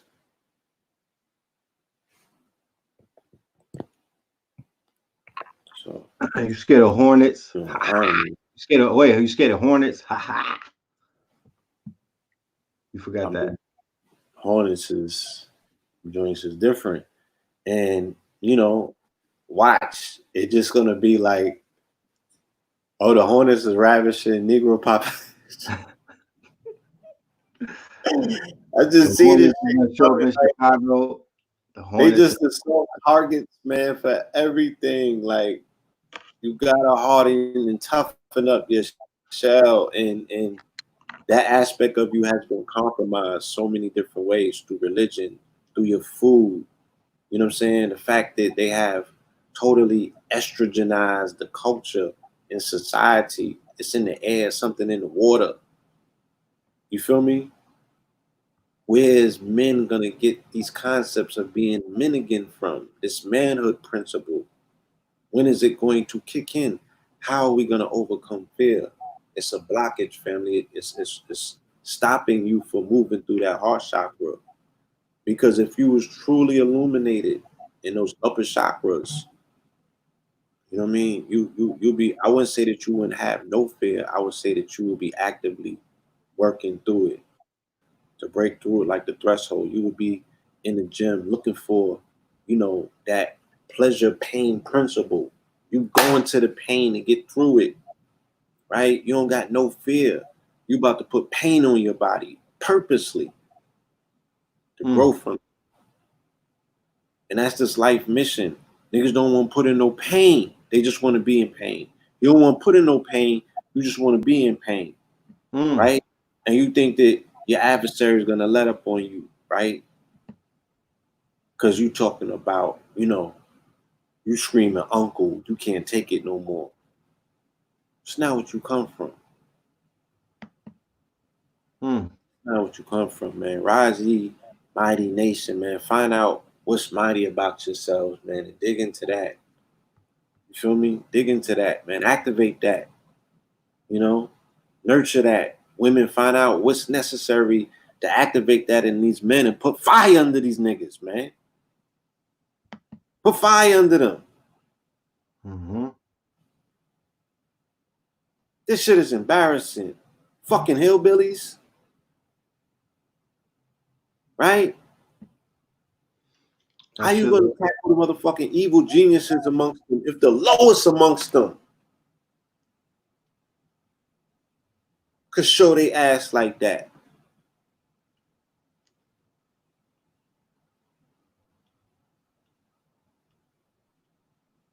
That's a fact. So, like I said, even if your thing is namaste and meditation, and you only want to deal with the internal struggle, do that. Form a meditation group, though, and imprint the galaxy with your intent. Have a conversation with the cosmos. Weaponize your fucking tears if that's the case. That's all I'm saying. That's a right? fact. You get it however you get it, right? Just get to getting. That's all I'm saying. Peace, love, and light. All right, y'all. Y'all get that man a round of applause, man. Get that man some. All right, yeah, continue the good work. And that was some amazing information. I like how you put it together. Keep teaching. No doubt. All right. Peace. Make sure y'all catch Blue Pill on Tough Talk Tuesdays. All right. And follow him on Blue Pillar 44 on all of the social medias. Tap in. Keep doing your good work too, young man. I see you out there. Yeah, and you know, please don't be on here too long. Like, let them get into the bag of doing the research about what Scorpio is about. You know what I'm saying? And making sure that y'all meditate tonight, catch the energy of that moon, Look, impregnate the moon. Hold on, right? How do you deal with different moon cycles, right? The the new moon, which is the moon when you can't see it, that's when you actually are seeding. Just like if you was farming, you would put seeds into ground at this particular during the new moon, right? That's when you see the universe with your intent. The full moon is when it bursts and it births itself. That's when you become observant of the fullness and the manifestation of what your intents are. But you also utilize this day, right? A day like this with the fullness of the moon. And I'm going to tell you something, because I was out there looking at that moon. The moon is still going to be full tomorrow because it's not fully full yet. It's still like a sliver on the edge that's not fully in there yet. So this moon is going to be active over 3 days. You understand? For people who have been feeling it, you can identify that this moon has been active all week. Okay? it has. Right? This moon has been active all week. So now that the lens is on us, you write your fears down and you burn them. Right? That's the ritual for full moon. Full moon is when you put something down and pick something up. Right? Mm. New moons is when you put something in the ground that within a cycle of 14 days will manifest itself to something tangible that you can now pick up, right? And look at, remember the fact that last full moon was April 7th on a Tuesday, 3 days after the full 4 meditation, and we saw the moonwalking, and it was bright as the sun. Why? It was Something super bright. in the people in their subconscious, especially you women, right? The feminine principle, you have the manifestation powers because you have the closest connection to the magnetic fields, all right? Based on the fact of you are directly tied into the feminine aspect of subconscious energy and the fact that you mince every month, right? And the iron that's in the blood of the mints gives you a stronger connection to the magnetic field. So you intuit, right? You pull out information, right? And also the universe responds to your lamenting a lot quicker. So take the passion of what you feel about the pain of watching our people die sensibly in the streets. Like this is Mississippi burning or something in the 60s, and it's supposed to be post-COVID, and you showed the whole country this idea about people was being more together, and this is a new America. It's the same old shit, and we cannot bring this into the remainder, the second half of 2020. It has to be nipped in the bud, right? And I don't have all of the answers about how to do that necessarily. But God damn it, it's incumbent upon the people who represent this collective consciousness to come up with some of these ideas or come to the table. Right? And we could either figure it out collectively or you could figure it out individually and act on it. Right? And act on it. So when you tie into that moon energy that's out there right now, right?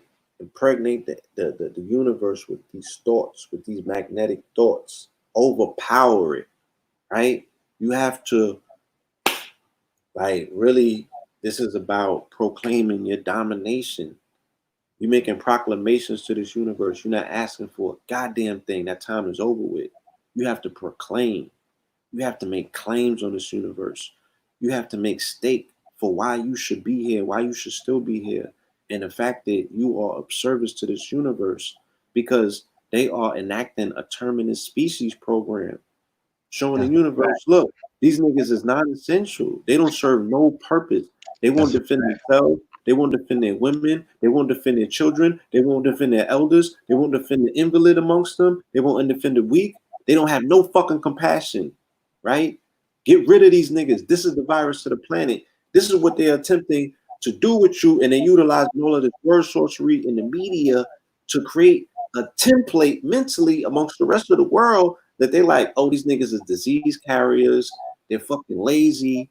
You know what I'm saying? They're the look, they lining you up, family. Hold on. Don't hit me with the cool right now, please. The absence of compassion is evil.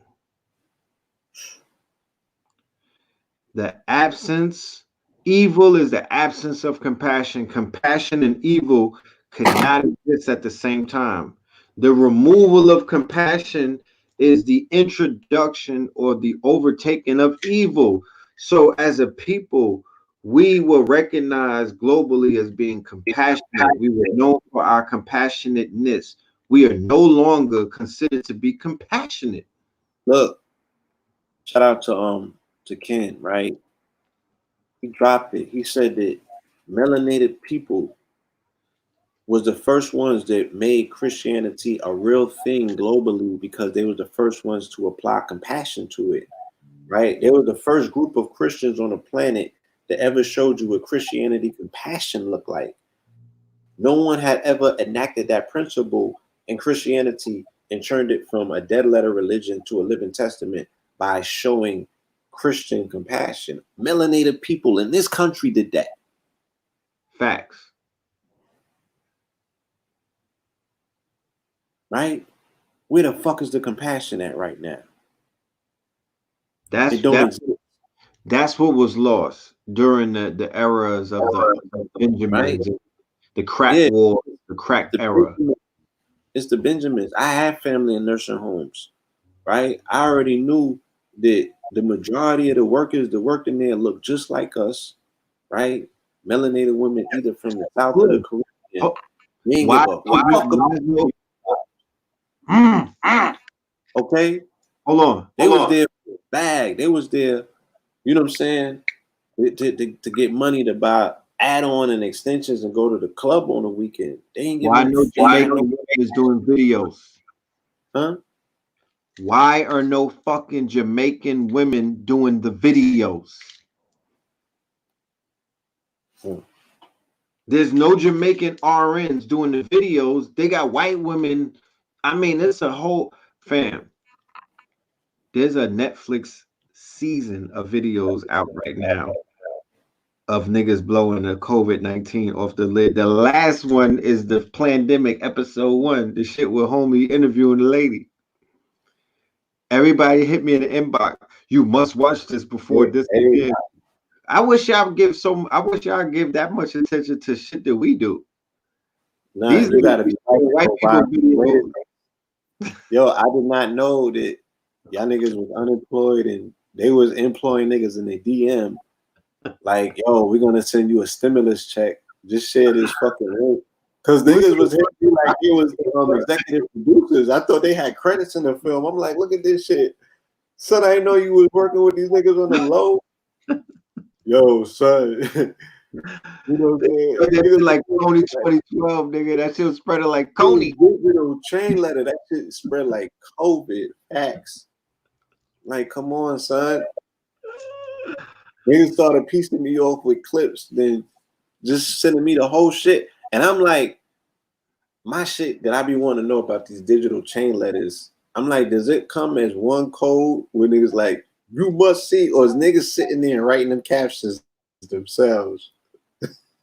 Yo, the Facebook world, that shit is crazy. It gotta be Russian bots. Cause it gotta be kind of trash to be on Facebook, bro. And my messenger, Messenger is all trash. Like every single story somebody sent me is trash.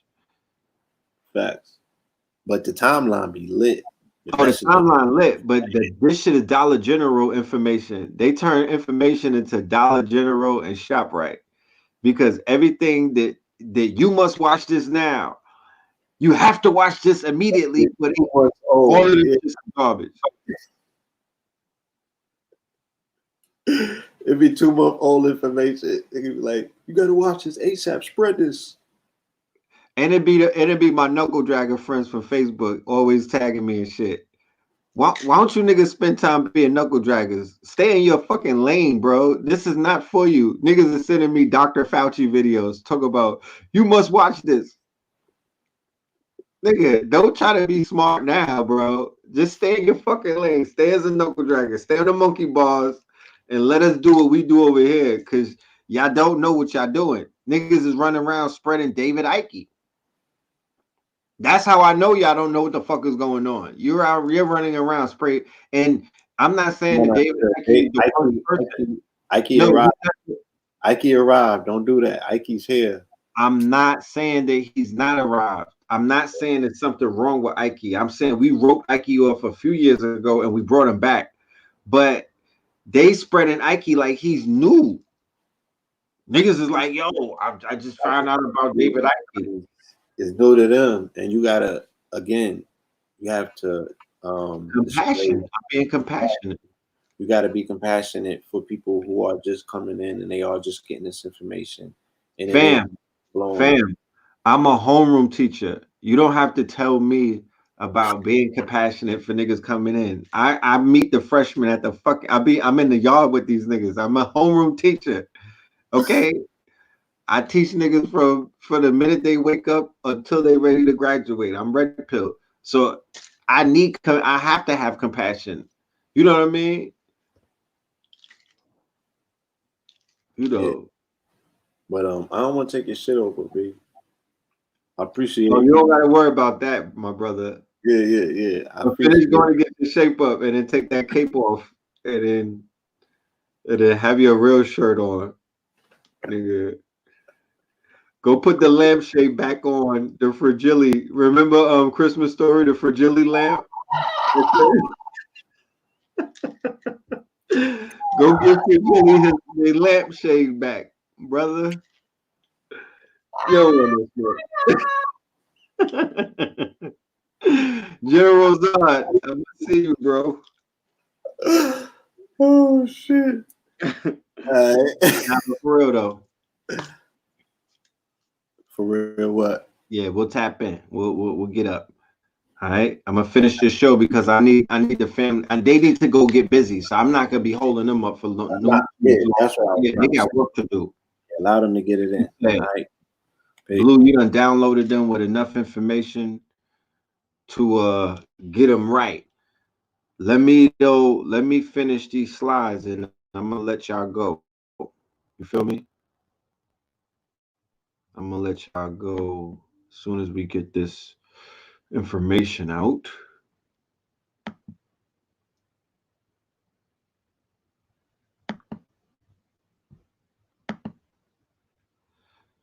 So going back to what we were saying about what we're seeing right now and the importance about what we're seeing, and you know,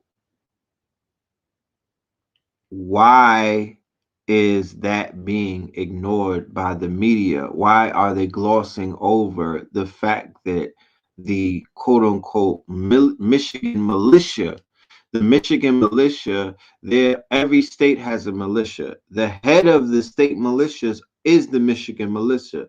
The Michigan militia is the top of the militias. So if the Michigan militia marches, that means that the other militias are being put on notice that there is something about to go down. Now, when the Michigan militia marches, they utilize social media to put the word out.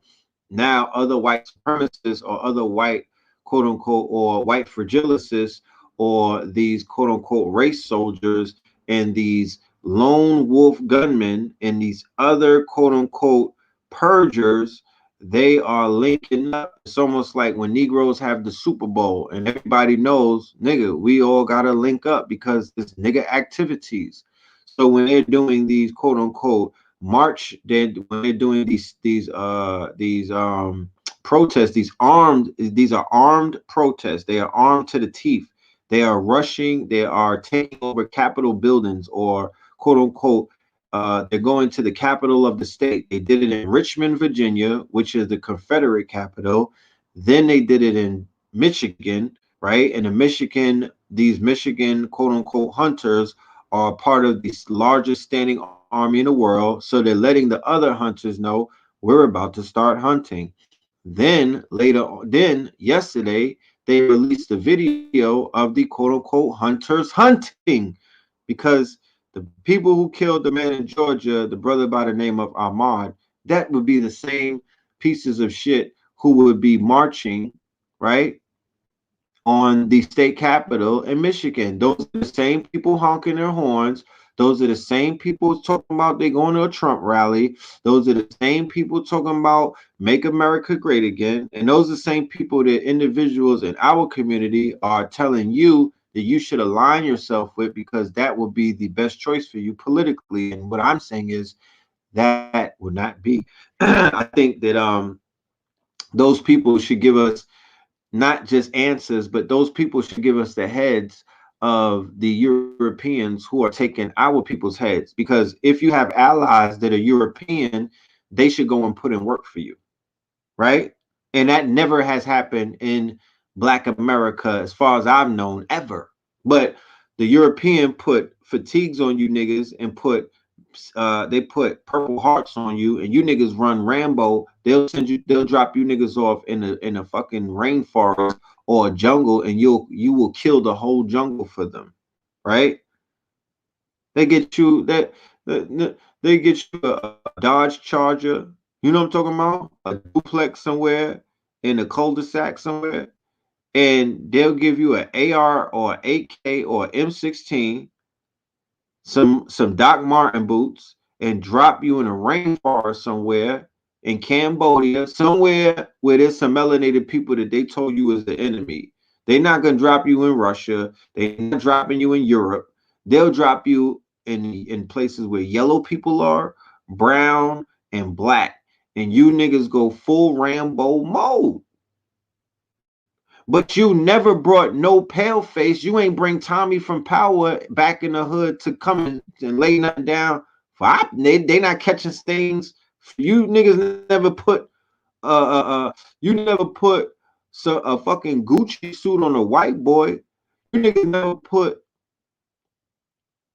a jogger suit. You never put no Sean John on a white boy and put a motherfucking Negro patch on them. A red, black, and green patch. You didn't put an NAACP and then put fucking Black Power patch on them and send them to go handle your business. But they sent you to handle their business every day. Every day. You niggas is crash test dummies. You niggas is crash test dummies. For $14.50 an hour. Exactly. You niggas. So when integration happened and they were no longer segregating, did they come and sit down at your table? Did they come and work for you? How did that whole deal work out? Older Black people who were there when that deal got brokered, of my father's generation and my mother's generation. How did that whole deal go down? What was the trade-off? What did we get in return? Because they didn't come to work for us. They didn't come and clean for us. They didn't come and say sorry to us. But you had Negroes apologizing. Niggas groveling Negroes. They was apologizing for getting beat up at Selma. Oh, sir, I'm sorry for being there. I didn't mean to run into your fist. They had niggas apologizing for sitting at the counters in Woolworth. I didn't mean to sit there. Sorry. I was just, listening to James Brown. What do we get? You got to sit on the front of the bus, but you don't own the bus. You don't even own the seats. They didn't even give you the contract to put the fucking rug on the bus. They didn't give you the contract for the screws, for all of the screws on the bus. They didn't give you the contract for the glass to put in the bus. They didn't give you the contract for the brakes, because all buses need brakes. All buses need windows. All buses need screws. You didn't get the contract to build no buses. So what did we gain?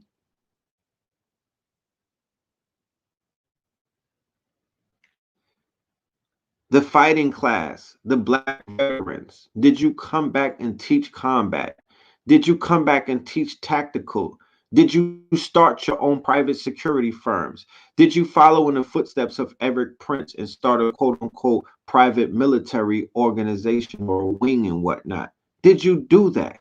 Did you start a contracting company like Titan, like Z, like Blackwater? Did you follow in those footsteps, black veteran? And did you legitimize your motherfucking military's training? Did you come back and help? Did you help the gangbangers shoot straight? Did you take niggas to ranges and whatnot so they could stop shooting sideways? Did you have a citizen's arrest? Did you go to Tulsa, Oklahoma, to the group, to old senior home, and did you make a citizen's arrest, Mr. Black law enforcer, Mr. Black motherfucking military, or even Mr. Black man with a gun? Because if these Europeans in Georgia could say that they were doing a citizen's arrest, then what happened to you deputizing yourself? Did you go and liberate? Did you go and study the faces of those Europeans who were at those barbecues and picnics when they were lynching our people who were still alive? Did you put that picture through Google and see if it pops up with anything? Did you put an investigator on the test? Did you hand any of your, rambunctious young shooters the name and the address of somebody who you wanted to, pay a visit? Did you do any of these things? I'm wondering. Because you are legally, right? And we're not talking about doing anything illegal. I'm saying within the legal parameters of your job title, of which you sacrificed and you put your fucking neck on the line when you niggas was all up in Afghanistan and Iraq and Basra and other places killing off men, women, and child. When you was in Fallujah, shooting babies down, right? When you was in Korea, older black men knifing the motherfucking Koreans with the bayonets. When you was in Panama, slaughtering black people. You was doing all of this stuff. Your hands are so bloody. You got so much blood on your hands, Mr. Vietnam. You got so much fucking blood on your hands, Mr. Cambodia, Mr. Laos, Mr. World War II. What did you get out of that, though? So, I don't know. But yeah, here goes the quote unquote militias, right? And like I said, this story is a familiar story, right? The story is a very familiar story. The story that we're seeing with this brother is not an isolated story because we've seen this before. The story is very familiar. But let's read about the Standing Army. Okay. Shortly after noon on Thursday, a Michigan state senator was confronted by an armed protester marauding through the Capitol in Lansing and demanding an end to coronavirus lockdown. Directly above me, men with rifles yelling at us, Pochowski tweeted frantically from the Senate floor. The accompanying pictures shot from her desk showed men in fatigues with assault rifles in the gallery above. I was a high school teacher for almost 20 years, and I was aware someone could come in and shoot things up. I consider myself a tough gal, but this seemed all too real, she told me the following day. When anger is stoked like that and people have guns, things can go wrong. She said her hand shook as she took the picture. The protest erupted as the Michigan legislature debated whether to extend the state emergency issued by Governor Gretchen Whitmer, which was about to expire. Under Michigan law, all political signs are banned from the Capitol, so protesters at the American Patriot rally had to leave their banners and placards at the door, but not their loaded weapons, which are legal to carry in public, even in the legislature. I'm afraid that is the way it is in Michigan right now. Okay? I bet you if New Era Detroit ran up in there with some hammers out, they wouldn't be saying that. That's a crock of shit. They'll say anything.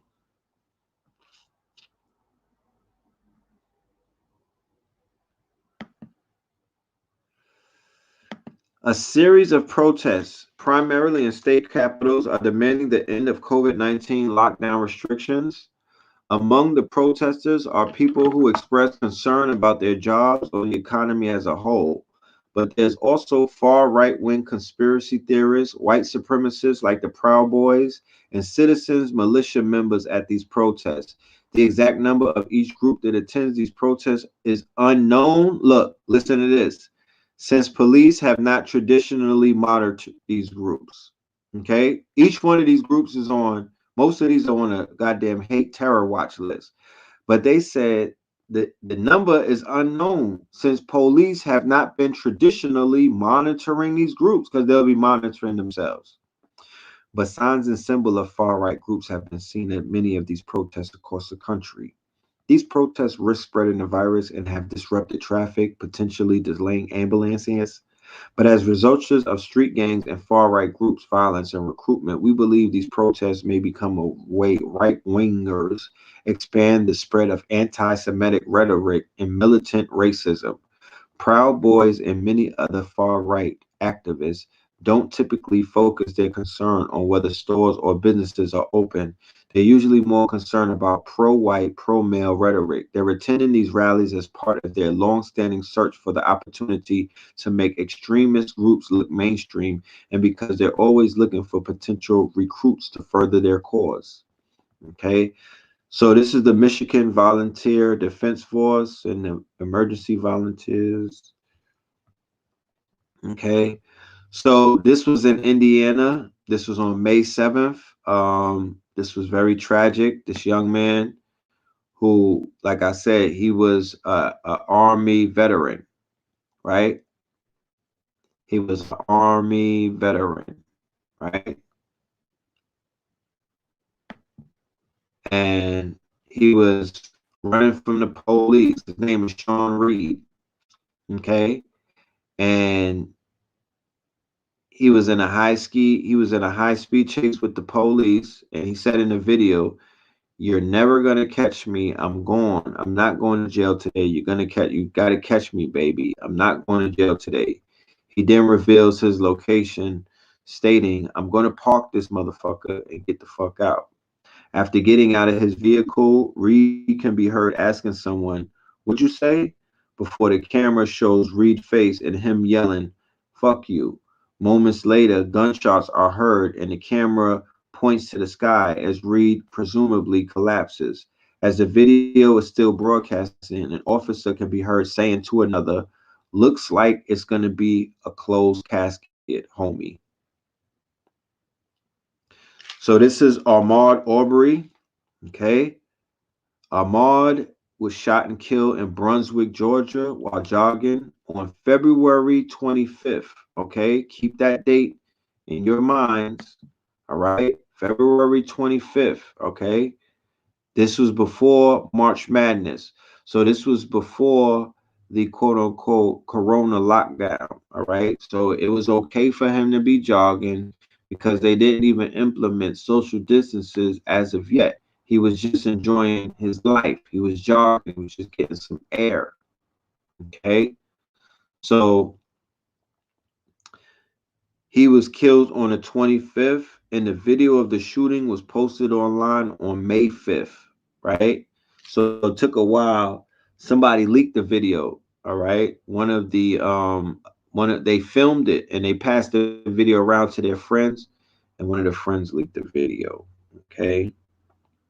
So the suspects, the McMichaels, are white.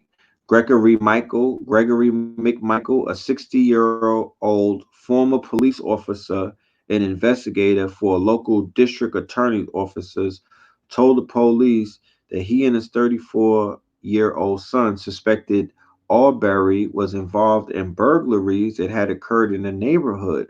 According to a police report released by the Glenn County Police Department, they chased him down in their pickup truck while armed with a handgun and a shotgun.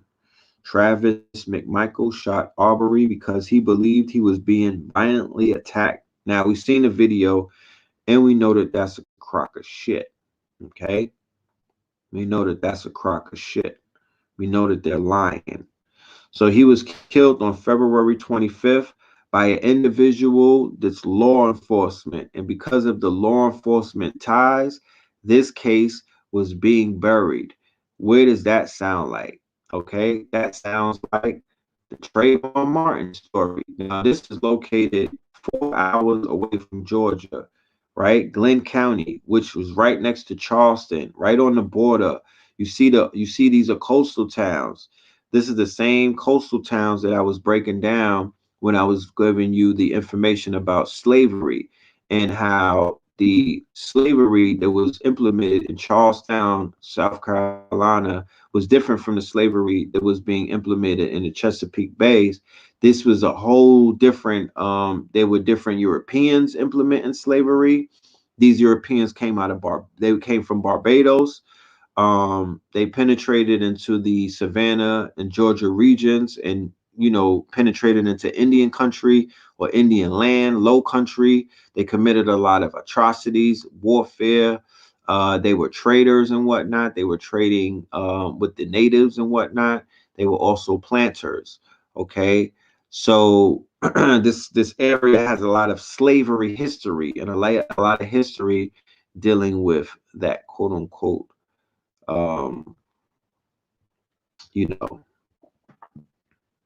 history. Okay. So, okay, somebody said Brunswick is where Jekyll Island is. Go and look up Jekyll Island. So Brunswick is where Jekyll Island. So they killed that man near Jekyll Island, right? Now, what was the name of the young man who just got executed? Give me the name of the man that just got executed. He got executed in jail. The prisons just executed this black man. Okay. Now, let me see his name, and then I'll continue. Somebody in the chat, if you have his name, can you drop it? And then we're gonna,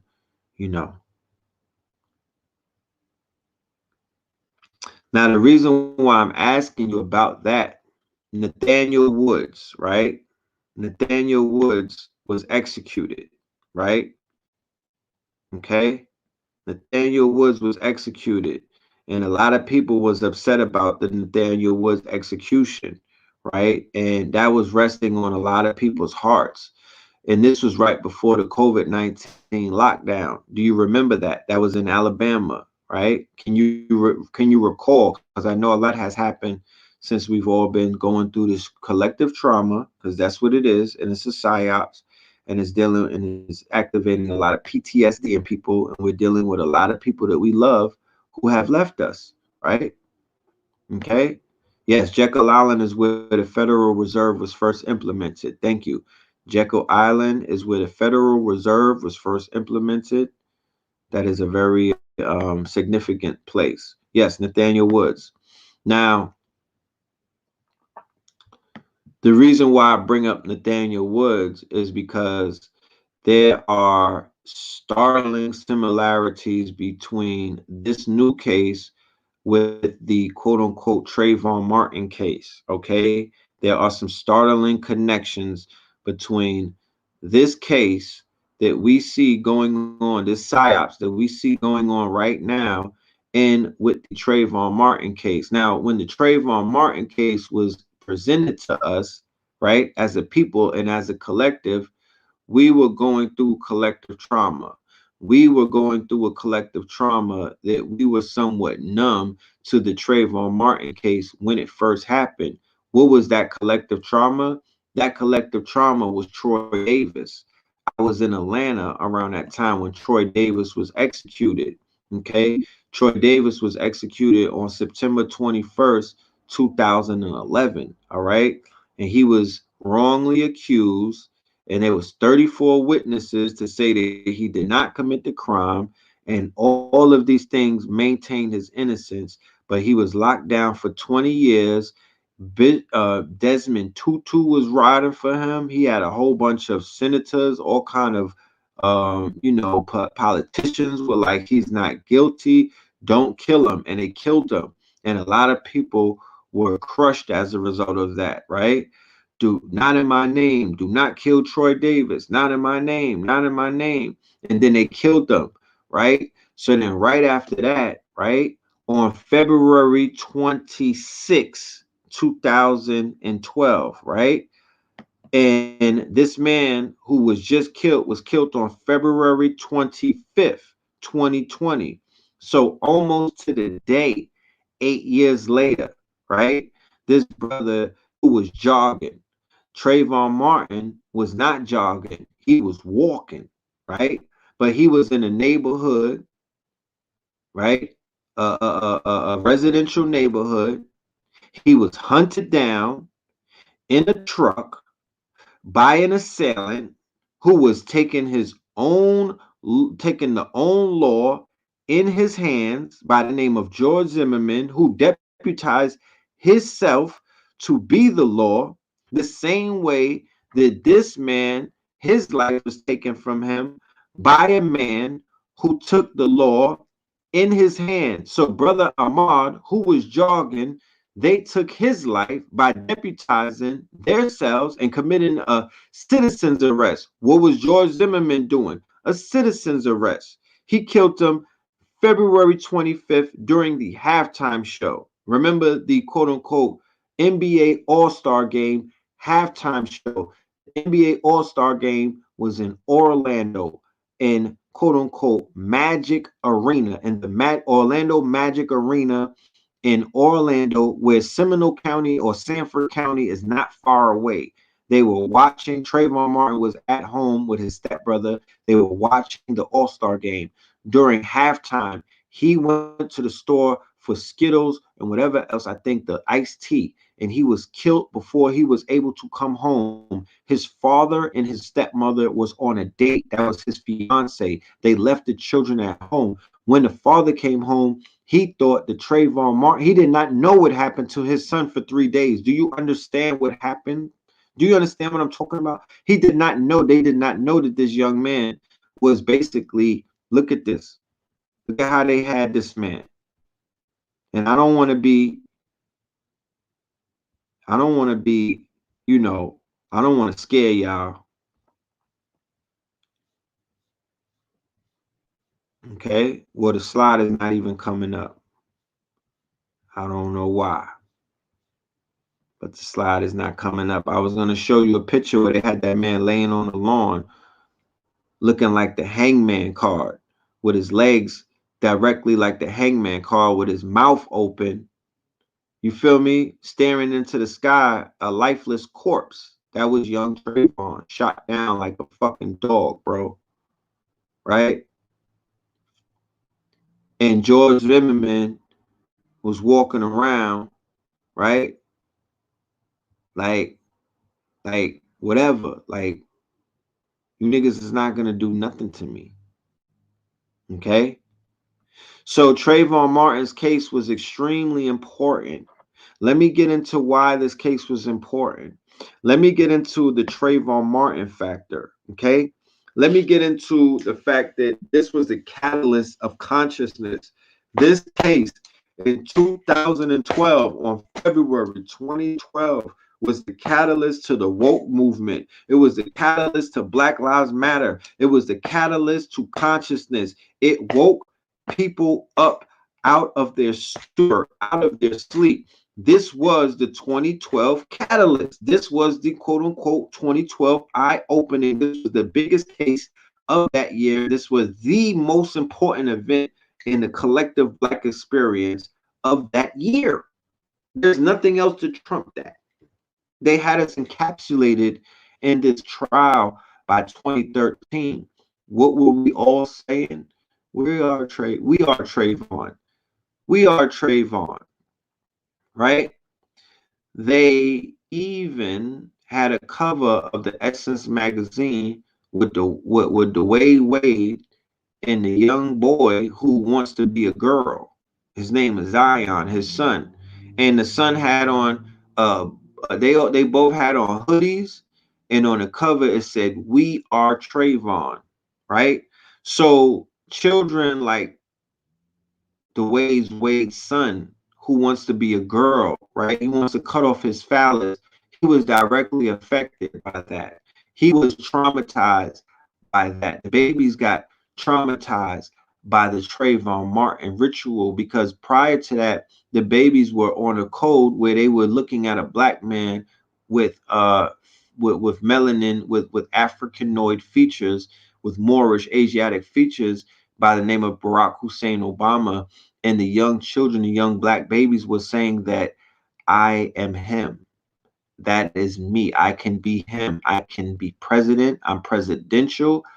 I don't know anything about racism and stuff like that because I'm brand new to this world. So the children who were born during the Obama era, they were not inundated with quote unquote racism. My son was born in 2007. What would he know about racism when the first word that he said was Obama? What would he know about that? He was reacting to the whole wave at like 1 year old. Like he knew everything that was going on. He was caught up in that whole hype. He was on it. So what would my son know about people hating him because of his skin color? What would my son know about being shot down in the street as if he was less than an animal? My son was not familiar with that. He was not. He wasn't born with PTSD. The trauma. He wasn't. His mother did not. He wasn't born with the trauma. He wasn't born like, an indentured servant or a vassal of the state. So he was introduced to that by way of the media, by way of this case. This case was a catalyst, an extreme catalyst. And the fact that this case wasn't handled correctly on any fronts whatsoever, this case has been the proverbial Asian hornet's stinger that's in our side. All right. And that stinger is a poisonous stinger. And that poisonous stinger has a venom inside of it that is poisoning the collective husk of Black America, to whereas we are asymptomatic, right? But we are poisoned. Okay. We are being poisoned by the inactivity that is still swirling around the lack of justice that this case has never received. All right. This has, as the days go by, the stocks, the collective stocks fall. The weakness is still here. The poison is still flowing through the veins. Do you understand what I'm saying to you?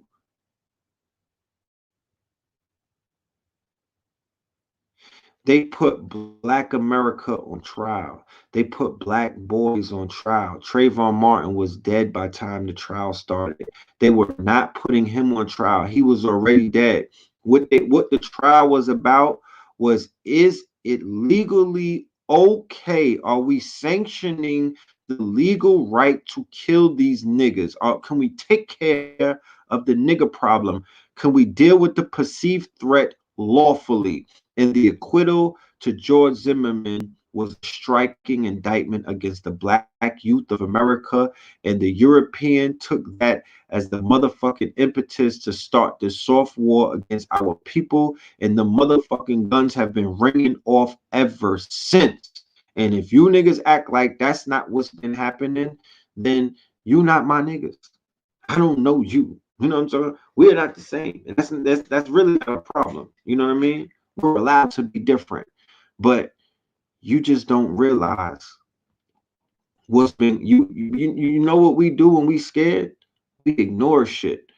Niggas want this Trayvon shit to go away. They just want to wake up one day and Zimmerman is dead. They want it to go away. They don't want to look at it. They don't want to deal with it. They don't even want me to talk about it because Trayvon hurts. Trayvon is still pain. Trayvon is core. Trayvon is going to always come back unless you deal with the case. Trayvon, this shit has the ability. This is spiraled out of control. This is spiraled out of control. The rappers let us down. All right, let's talk about this. The rappers let us down, y'all. Okay. One of the big he was Rick Ross is one of Rick Ross runner. He was in Carroll City High School. So one of the top rappers that he listened to was Rick Ross and Trick Daddy and all of these niggas from Miami who didn't do nothing to quote unquote avenge him. They talked about his digital footprint. He liked rap music and tweeted about Tupac Shakur, DMX, and Mystical, right? Tupac. So this is Trayvon's spirit that we're talking about. You could tell a lot about a person based off of the music that they listening to. So he was into Tupac Shakur. He was into DMX, Hell is Hot.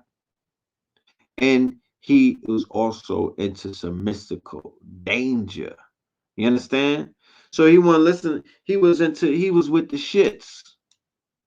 He understood life. He was exploring it from a darker perspective based off of what he was listening to.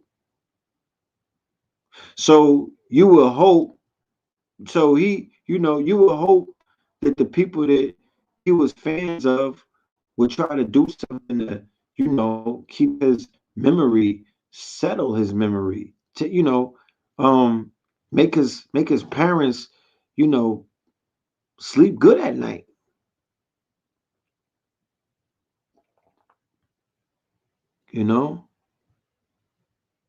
This is the timeline of the whole thing that went down.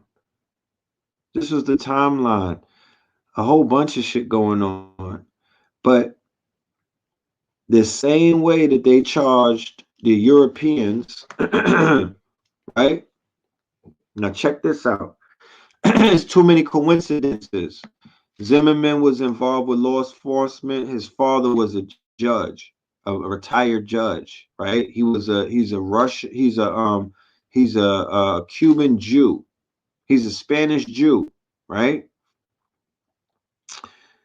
His father was a retired judge and a Mason, right? This European who just shot this brother, he's a retired officer.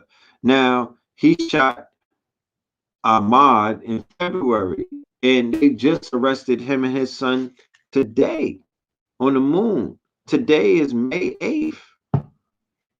Okay? Today is May 8th. It took them to lock Zimmerman up, right? The same way. It took them all the way to April the 11th. So on 4/11, Zimmerman is charged with second-degree murder. His lawyer, Mark O'Mara, tells CNN that Zimmerman turned himself in. Okay? So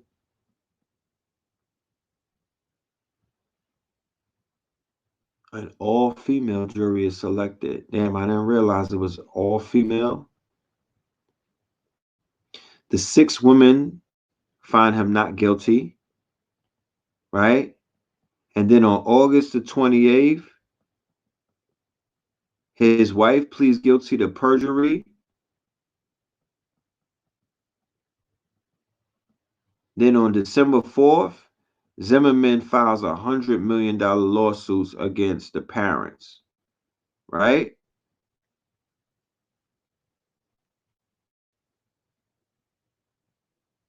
Then he gets locked up in 2012.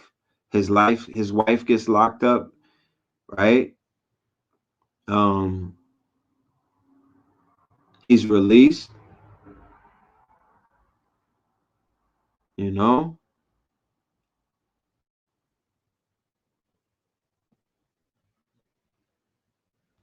He caught a bunch of charges.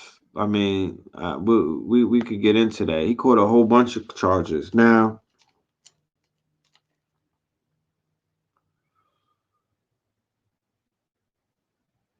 we have something going on in this community that needs to be addressed, right? So we're going on, and there's a war going on outside, right? There's a lot of things going on right now. The possibility that Bill Gates, you know, Mr. Windows 95, and his wife Melinda, you know, who belong to the Melinda Gates Foundation. You know, there's the possibility that those people might really be Cobra Commander and the Baroness. And they out here to try to kill niggas wholesale. I'm talking about they trying to pull numbers. They trying to do some numbers on niggas, right? And you know, the Breakfast Club, they had Dr. Fauci on. It was smiling, you know, smiling and beguiling with Dr. Fauci. I think it was Leonard DeGaude.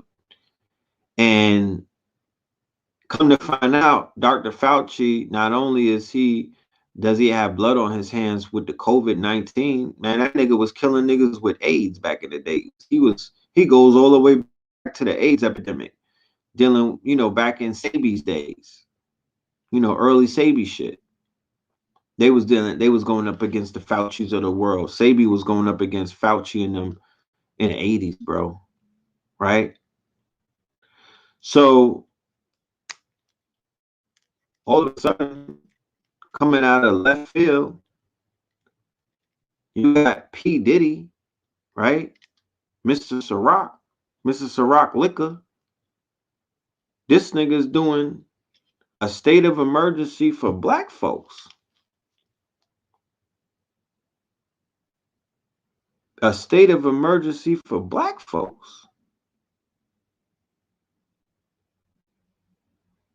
So I'm like, wait a minute. How the hell is Puff Daddy doing a state of emergency? Like, what the fuck? What does he know about the state of emergency? And what the fuck is Angela Rye and Kamala Harris and Van Jones? What does Big Sean know about black people in the state of emergency for black people? Nigga, what? Excuse me?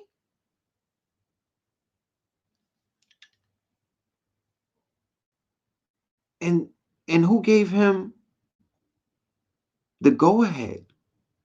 Like, you just can't come out and say, you know, some people would be like, well, at least he tried. No, nigga, you fuck trying. That's not what this is. This is not a fucking drill. This is not an exercise. You're not trying out on our people. This nigga got Al Sharpton. This is like the woke Power Rangers, bro. Are you serious?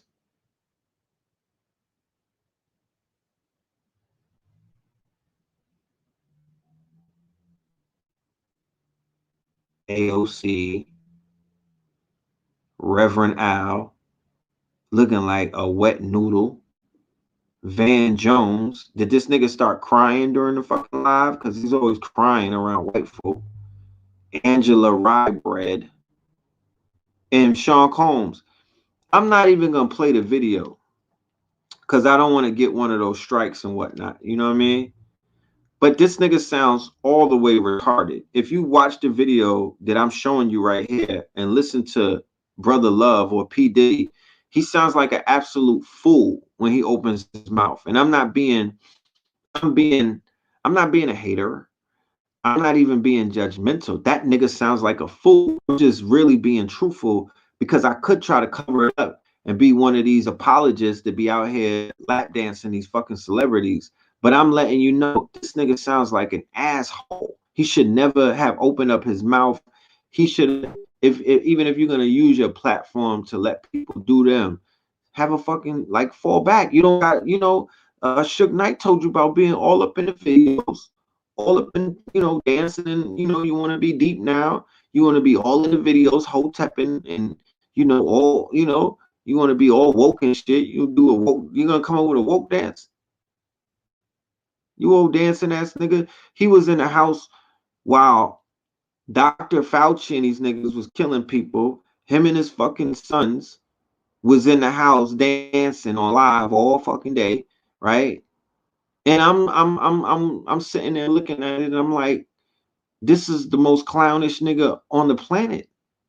He's supposed to be a billionaire, and he's in the house with his overly grown ass children. Where are their wives at? First of all, these niggas are dancing on each other in a hot ass house, right? Dancing for the live. You don't know who's watching you. You niggas is just clout chasing for the fucking live. Were you raising some kind of money for single mamas?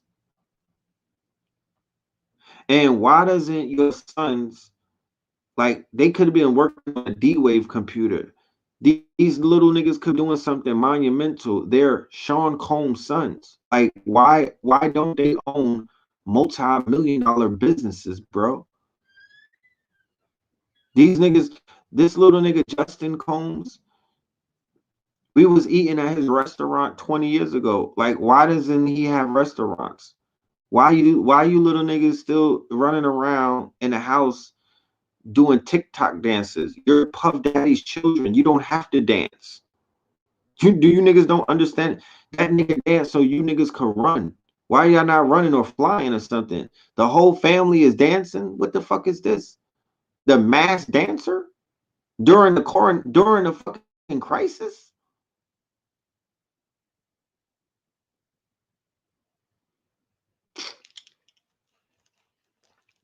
This is pure clown fuckery. And it's not even sad. It's something that will get a nigga's head knocked off in other places. It's almost, and I'm not talking about grown men dancing. It's whatever, niggas is gonna dance. Black people like to dance, right? That's their thing. What I'm referring to is the exclusion of credible people, right, to handle the crises amongst our people. Now, this is the state of emergency, the state of Black America, right? The state of Black America. Like, any one of these people are doing something for Black America other than what they get paid to do. These are fucking employees, right? That's like a nigga working at Popeyes bragging about the fuck that he sells chicken. That's what you there to do. So P. Diddy is like, I entertain Black people. Nigga, that's what you get paid by the bank to do. Universal, Def Jam, Sony, all of these places, wherever Al Sharpton works, wherever Van Zone works, there is all a bank. The record labels are just banks. They're not even businesses like that. They're only loan offices. They're extensions of the bank. What does a record label do? A record label extends a loan. That's all they do. And there's other little machinations of there's white dudes in there to do album covers on, in the graphics department. There's PR people up in there. There's a little bit of radio personnel in there. But for the most part, these are banks. And when you sign a record deal, let's say that Red Pill signed $10 million record deal. Red Pill is $10 million in debt. Red Pill is going to pay back $21 million. Red Pill more than likely will be on Unsung with a fucking conch, a long ass weave or something. You know what I'm talking about? Talking about the good old days on YouTube. You know what I mean? And that's not what's up. And we've seen that many, many, many, many times. Why do you think so many black people get jerked by these banks? Because they think that they're signing to something. They don't even know that they bragging about getting, I got signed at $30 million. Well, nigga, have fun paying that back. You work for you're owned by these people now. They own you until you pay it back. So you could miss me with any celebrity that got a contract. Nigga, you can't even speak like that. You can't even speak. You if you speak out of turn, you could get penalized by the nigga that owns you. They'll pull out a paper and be like, nigga, I got the papers on this nigga. I own him. He's mine. There's people walking around with your title in their pocket. So have a, I'm not this the celebrities are treading in dangerous waters right now, because at this point there's going to have to be a line drawn, and it's going to have to be a line that we understand what side that we're on. And I have no idea going forward what side these niggas is on, because if they down with the Democrats, then they the ops. They're not on our side. If they still talking about go and vote for Joe Biden, they're not on our side. If they're still talking about, oh, black excellence, and then they're putting out a new liquor, black excellence by Ciroc, you know what I mean? They're not, these motherfuckers are not us. And for the fact that somebody could just say Hotep or put on a dashiki and then be and just get exonerated and come amongst us, what does that say about us?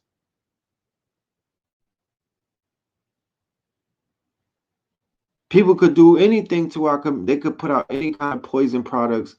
They could have a 40-year run or 30 or 40 or 20-year run on being Pied Pipers, blowing their flutes and leading mad people off the cliff, or blowing their flute and leading mad people into the prison complex industry, blowing their flute and leading mad little children into places like how they lead chicken nuggets into the grinder. They're leading these little children into grinders to get grinded up. These are the employees of the banks. They're in collusions with the small hats. The small hats are employing poor people with poor decision-making abilities to spread and to quote unquote promote poor man's thinking. What is poor man's thinking? Poor man's thinking is, I'm gonna take a penitentiary chance for something that I could have just fucking worked for. That's poor man's thinking. Poor man's thinking is, I'm gonna sell some box for $20 on a Cash App. That's poor man's thinking. Poor man's thinking is, I'm going to sell a $5 rock of cocaine to a pregnant woman because I need some Jordans. Poor man's thinking is, it's all about the Benjamins. That's poor man's thinking. Poor man's thinking is money, cash, hoes. That's poor man's thinking. Poor man's thinking is money, hoes, and clothes. Nigga, that's a poor man's thinking. That's poverty consciousness. That's what poor people think about. That's not a wealthy mind. That's not a rich mind. That is not in a mind of abundance. I'm sorry. So these entertainers are training you to be motherfucking self-destructive, and they're training you to be brain dead and to willfully follow them anywhere that they tell you to go, and to vote for anybody that they tell you to vote for, or to drink any drink that they're selling you, or to eat any of the fucking wrapped potato chips and the noodles that Master P is selling you. That's what they're saying. And at the end of all of that is mad white people with their hands in these people's pockets. I'm talking about these niggas are stripping them. They digging all in their pockets like NA Rock niggas back in the days when they used to go to Manhattan and rob white people. That's how they in their pockets. All they in their back pockets, they in their pencil pocket, they're in their side pocket, they're in their front pockets. You understand? They even in their kangaroo pouch. They digging in all of their pockets. Okay? They digging in all of their pockets. So amongst them,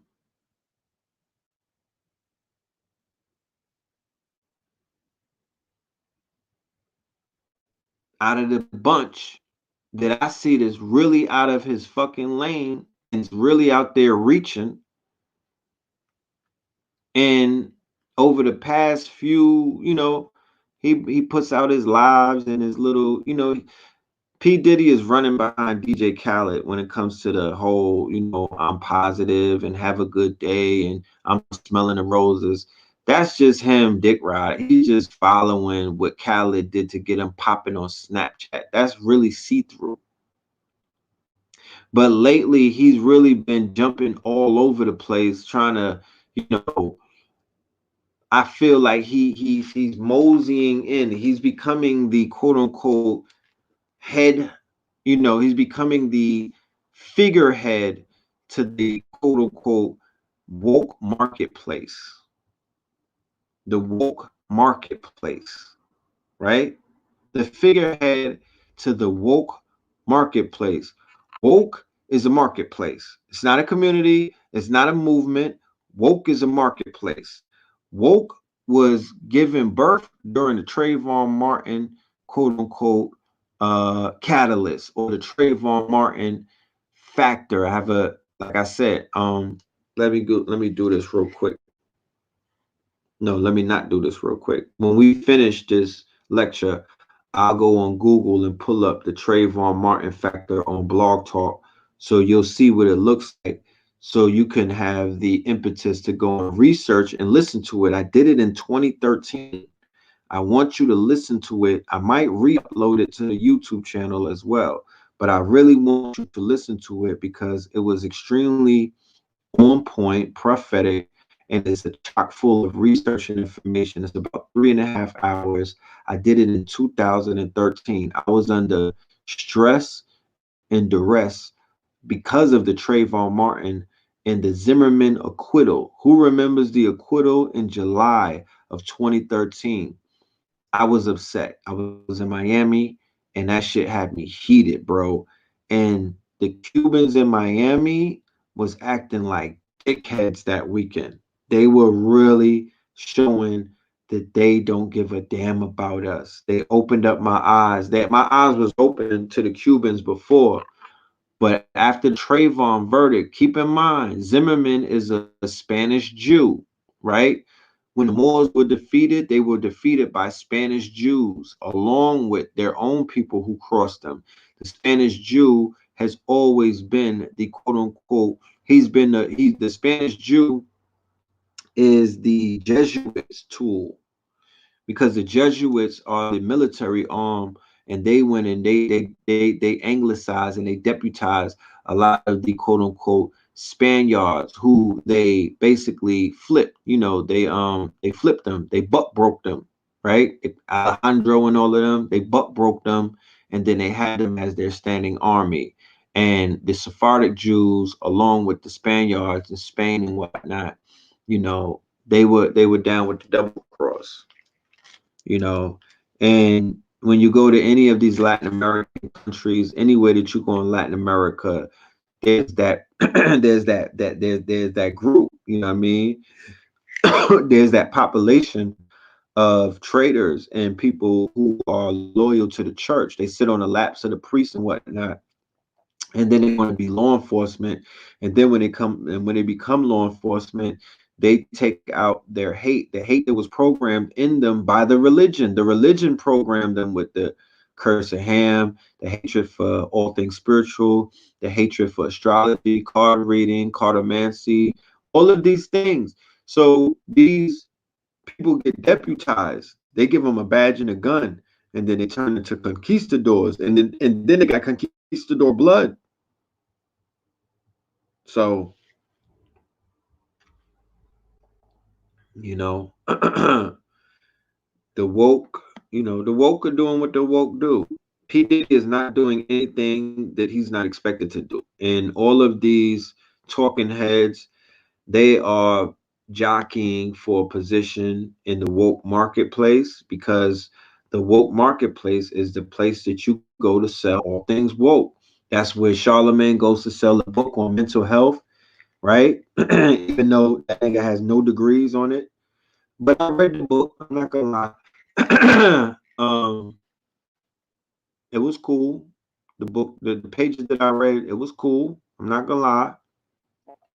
But like I said, he's in the marketplace and he has products to sell, right? He has products to sell. All of them have products. They all Killer Mike, he gonna sell you some Crip Cola and some other shit. T.I., he gonna sell you the Expeditiously merch. They got merch. They got stuff to sell. Okay, there's money that they're getting from corporate America. They're getting about 5 to 10, 20 racks to go and speak. They're getting money to promote certain candidates. They're getting money to do a lot of things. Okay, we showed it in one of the lectures that they have something that the black woman has started an agency where she gets $2,500 to have dinner with white people and ask them why do they hate her. You know, it's a business. Okay, black plight is a business. Black pain is a business. Black ignorance is a multi-trillion-dollar business. They've monetized us at our lowest frequencies. They monetize our ELFs. Okay, all the way up to trying. They haven't monetized us at our highest frequency. Our highest frequencies haven't necessarily been commodified or commercialized as of yet, but they've definitely monetized all of our lower expressions. Us in the strip club, us, sex working, porn, drug dealing, killing, prostitution, pimping. They've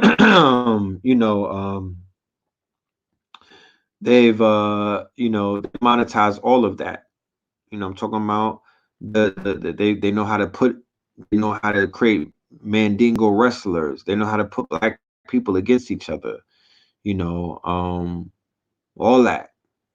Okay, all of that. So yes, if people consider any one of these people one of their leaders, then that might not be your people. You know what I'm saying? Like those may be people with flawed judgments.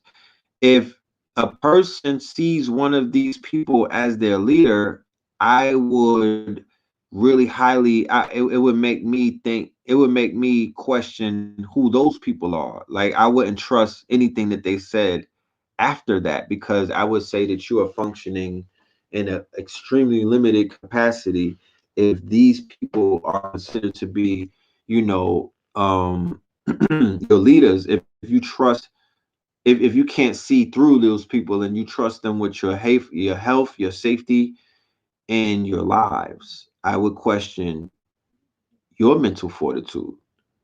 So then, being that P Diddy he's on a roll now, he's like, fuck it, I might as well do another live stream. So he did another live stream called Health is Wealth, right? And in Health is Wealth live stream, he brought on Styles P and his wife.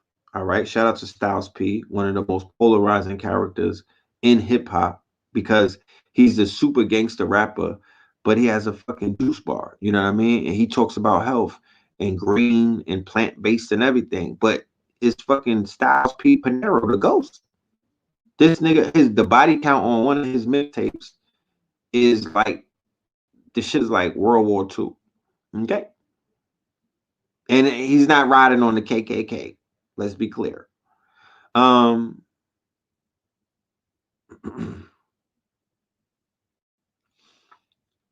This nigga had Van Jones, Nick Cannon, Angela Yee,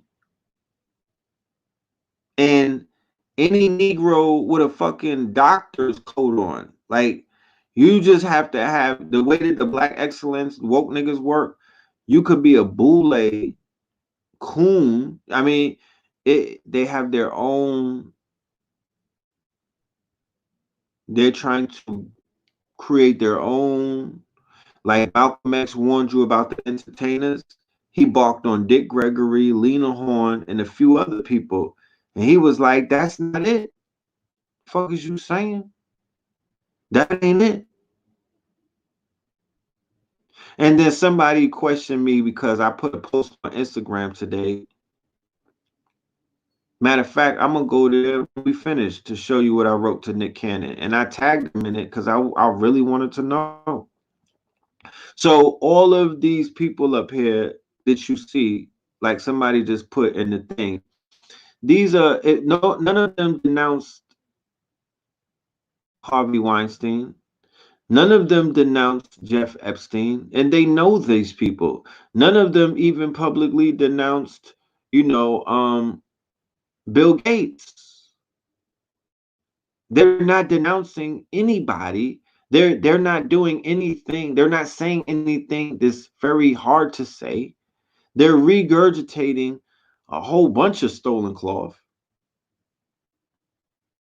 They're utilizing talking points that are not strong talking points. Now, I'm not hating, once again, like I said, but we don't have the time to try to figure this out. Not when there's people who have correct information, and not when there's people who are in the front trailblazing. You don't have to ask around to find out who is doing the work. These people are not doing their research, and they know the names the same way that everybody knew who Sabi was before he died. It's only after his death that they start acting like they just heard about him. But a lot of these black entertainers and definitely the black leaders knew who Sabi was, and they purposelessly did not invite him to anything. They did not say his name. They did not mention him. They did not speak about Mama Pill curing AIDS, Ma curing AIDS, or Dr. Sabi. They did not want to have that conversation. The only time it is safe to have that conversation is when it's controlled.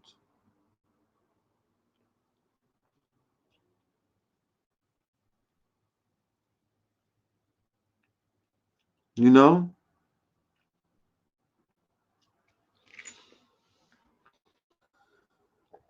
Health is wealth, right? He definitely said that they didn't want to have that convo.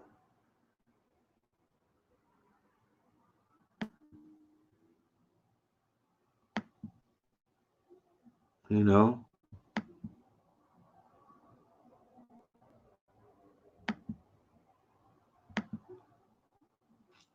They're giving Gerber baby food info, not CMOS. Yeah, somebody, this motherfuckers is in the chat having conversations with themselves. So we don't have time while we're under attack. People don't know where. Look, nobody has necessarily truthfully said that it's not 100% figured out to where the corona comes from. There's not 100% to say this is where the corona is coming from. There's people in the hospital that was like, yo, I was wearing a mask and I was in the house and I wasn't around nobody. How did I get the coronavirus? Then there's people who it just don't make sense the way that the way that these cases are coming. So there's a crisis going outside. There's a crisis going on. And we don't have time for information that's not 100% truth. Now, I'm not saying to go ahead with the conspiracy theories. I'm not saying to go ahead with speculation. What I'm saying to the P. Diddy's and all of these peoples of the world, you need to find new friends. And you need to get around some qualified motherfucking people. And you need to stop jacking and stop trying to put yourself in places where you don't belong. Because that's not your lane. Nigga, if they needed somebody to dance and some other shit, then you should pull up. But that's not your lane, bro. That is not your lane. Stop that. In this little fucking peanut gallery, you got Deepak Chopra, Chris Paul, Van Lathan. What the fuck does Van Lathan know? He lost weight. All right, great. Does that make him a goddamn doctor? You know what I'm saying? Shout out to Nick Cannon. Nigga, but you're not a doctor. You know what I mean? And I don't even really, you didn't get cured by Sabi. You're not on the Sabi herbs like that. You know, you look good for what you're going through. But if Nick Cannon, why didn't you tell P. Diddy about my You did all of this research on Dr. Sebi. You interviewed multiple doctors. You interviewed KT. You sat in front of Inky, Mama Pill. You sat in front of mad people. So you mean to tell me that you couldn't tell, you can't do your own state of emergency, homeboy? You can't call your own. You got enough contacts right now from doing the Sebi documentary that you could do your own state of emergency. And I know with you sitting through the documentary, you heard so much information that how the hell could you go on this shit right here with Puff Daddy and not be like, hold on.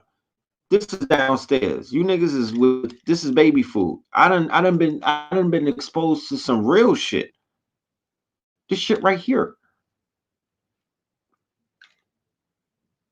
You know? Why is Sebi's family saying he wasn't murdered? Nigga, did you see him murdered? Did you see him murdered? I'm just asking. I say he was murdered. But I would say that the white man didn't do it. I would say that beyond a reason. I would say that I would stand on that 100%. That a white man didn't do it to him. I would stand on that. Because that's what I would stand on.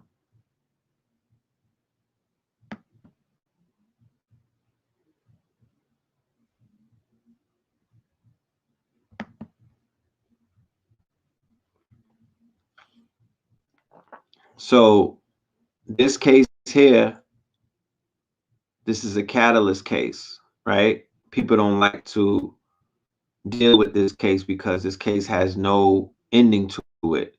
There's no justice in this case. Nothing happened in this case. You know what I'm talking about?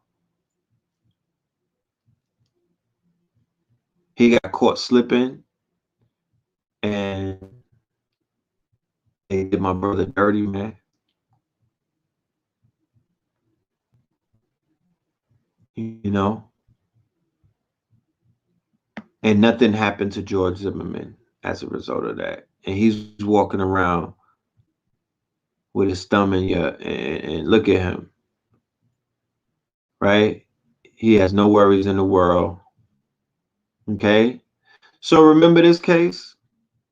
He was a non-emergency. He made a call to the police. Are you following him? Yeah. Okay. We don't need you to do that. Okay. But then he kept following him. It's like these people in Georgia, they was following that brother. Who told them to deputize themselves? Who told them that you could run and grab your shotgun and go chase down this man who was simply jogging in the neighborhood trying to get his vitamin D and whatnot? Who told you? Who gave you the right that you could question somebody in the neighborhood? Who are you? Who gave you the right to shoot that man like that in cold blood? And yeah, he tried to fight you back the same way that Trayvon Martin bust this dude upside his face. You know what I'm talking about? This grown-ass man, he gave him the beats, right? Put the beats on him because he was a hoe. He knew that he was a big hoe. And he couldn't fight. So he had to use a gun on that young man, right? And because the rappers failed us, the actors failed us, the athletes failed us, everybody who could have handled this failed us. Everybody who could have brought some kind of resolution to this whole situation when it first started, they failed us, y'all.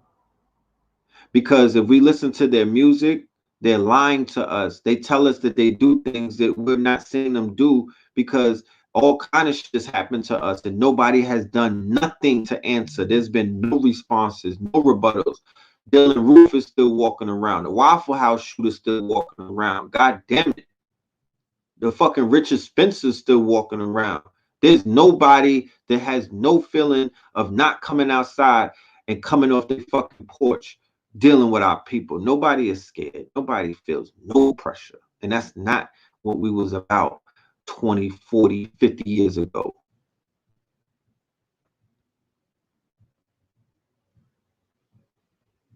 We demanded our respect. We demanded our respect. And them people, they used to cross the street when they seen us coming. Not me personally. I'm just saying the people's, our people. So look at George Zimmerman, because nobody stops him. George Zimmerman starts going wild. Since he got acquitted, he's caught about 6 charges, right? He just sued Trayvon Martin's family for $100 million. He sold a gun that he killed Trayvon Martin with at an auction site. The white people love him. He's protected. The Europeans love him. He is an archetype. He is the quote unquote sign of the proverbial soft Bernard Getz. You know, he's a vigilante. He's the pushover. He's the soft wannabe.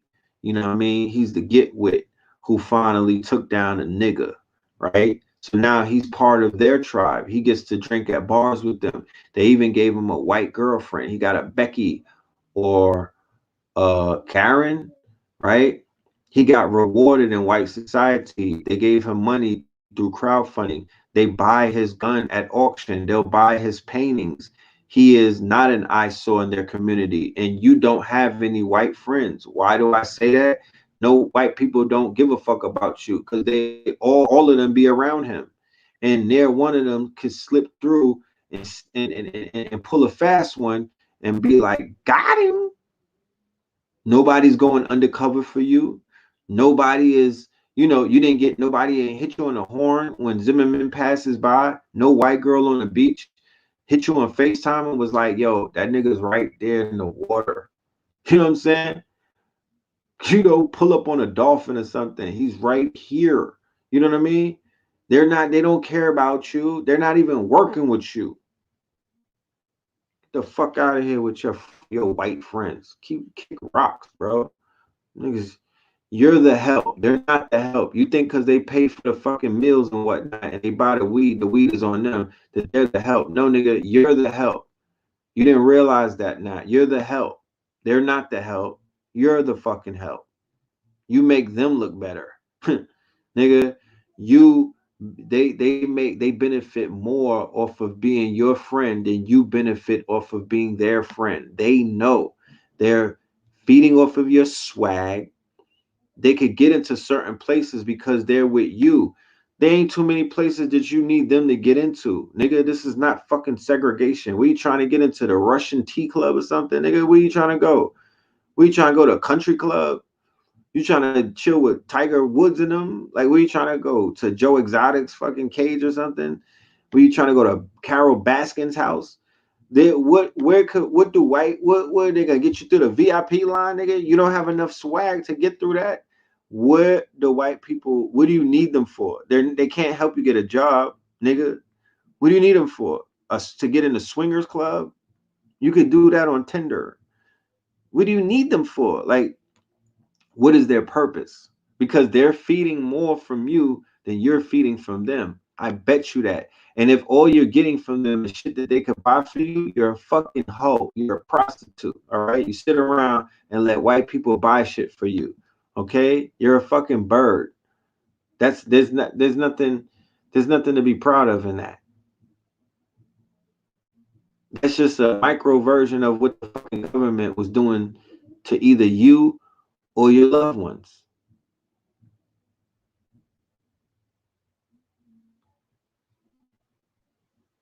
So the reason why I said that the rappers let us down is because this man is an eyesore, and nobody is bringing up the fact that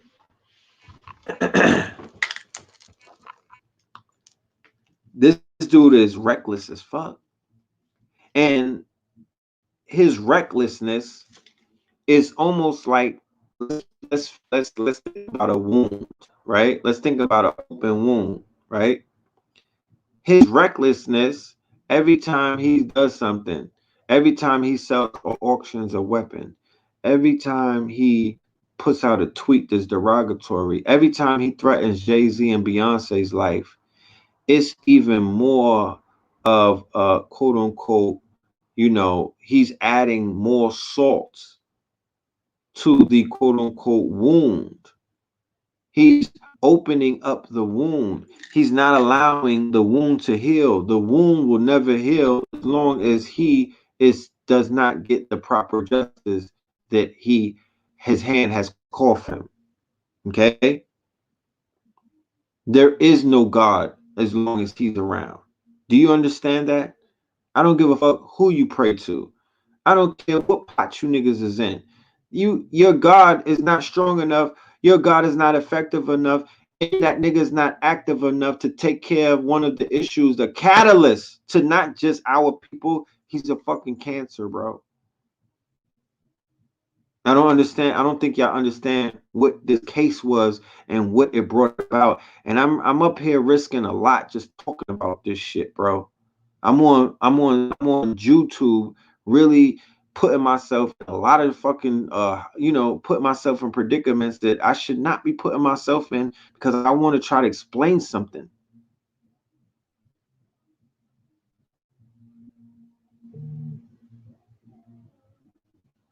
I don't think people even respect that.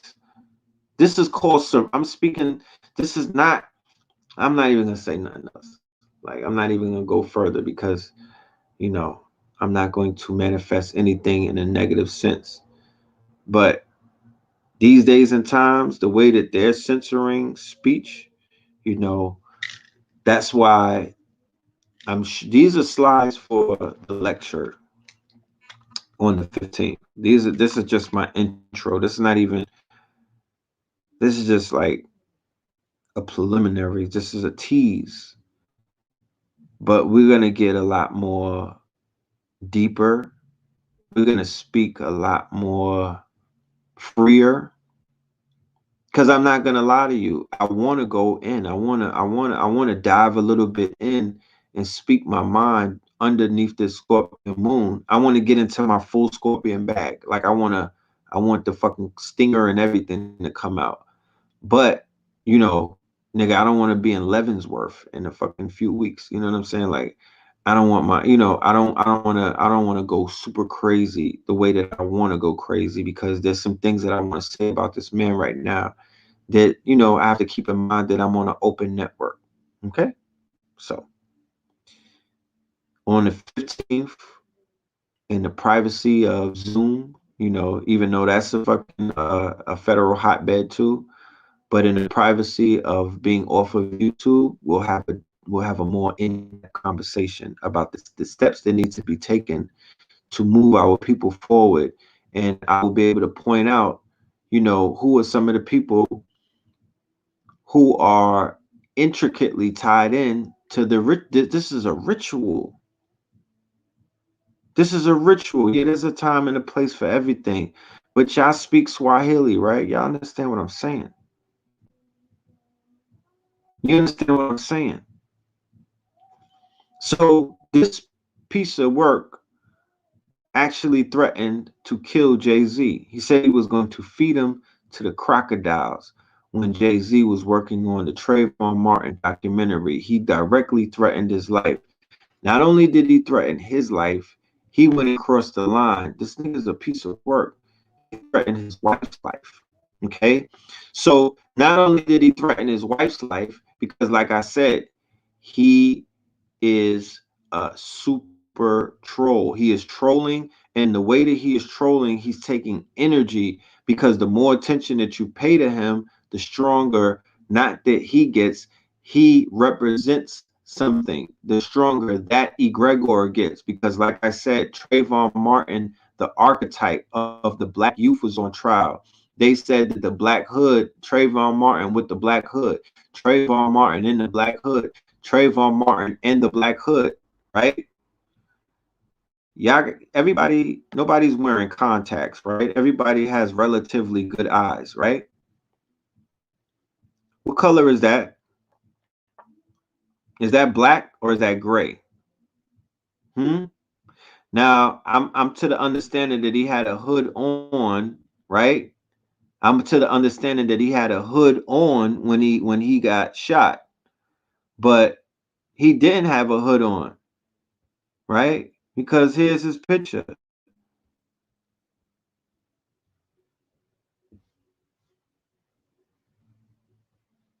Where is it at?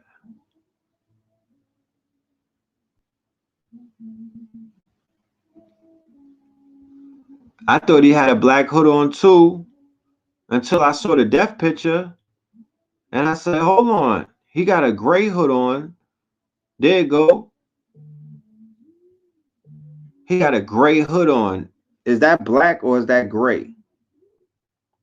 And he's in the hangman pose. Do you see the pose with his legs? That is a Masonic ritual. That is the hangman pose. If you put him upside down, that is a hangman pose. Okay? So this is who was on trial. Do you see the picture of Zimmerman? I mean of TRAYVON with the gold fronts? You see the picture where he had his two middle fingers up before, and he got the picture with the hood on.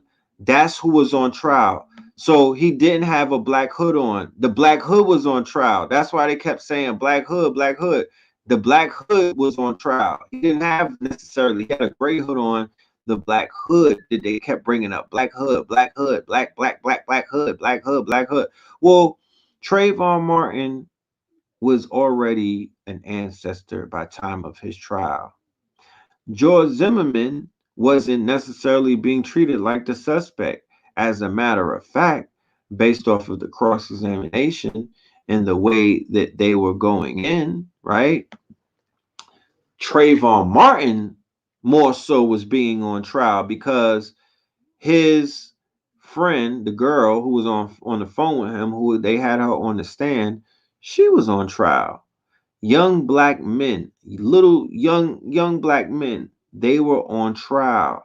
Young black 18-year-olds and 17-year-olds, they were on the trial for their lives.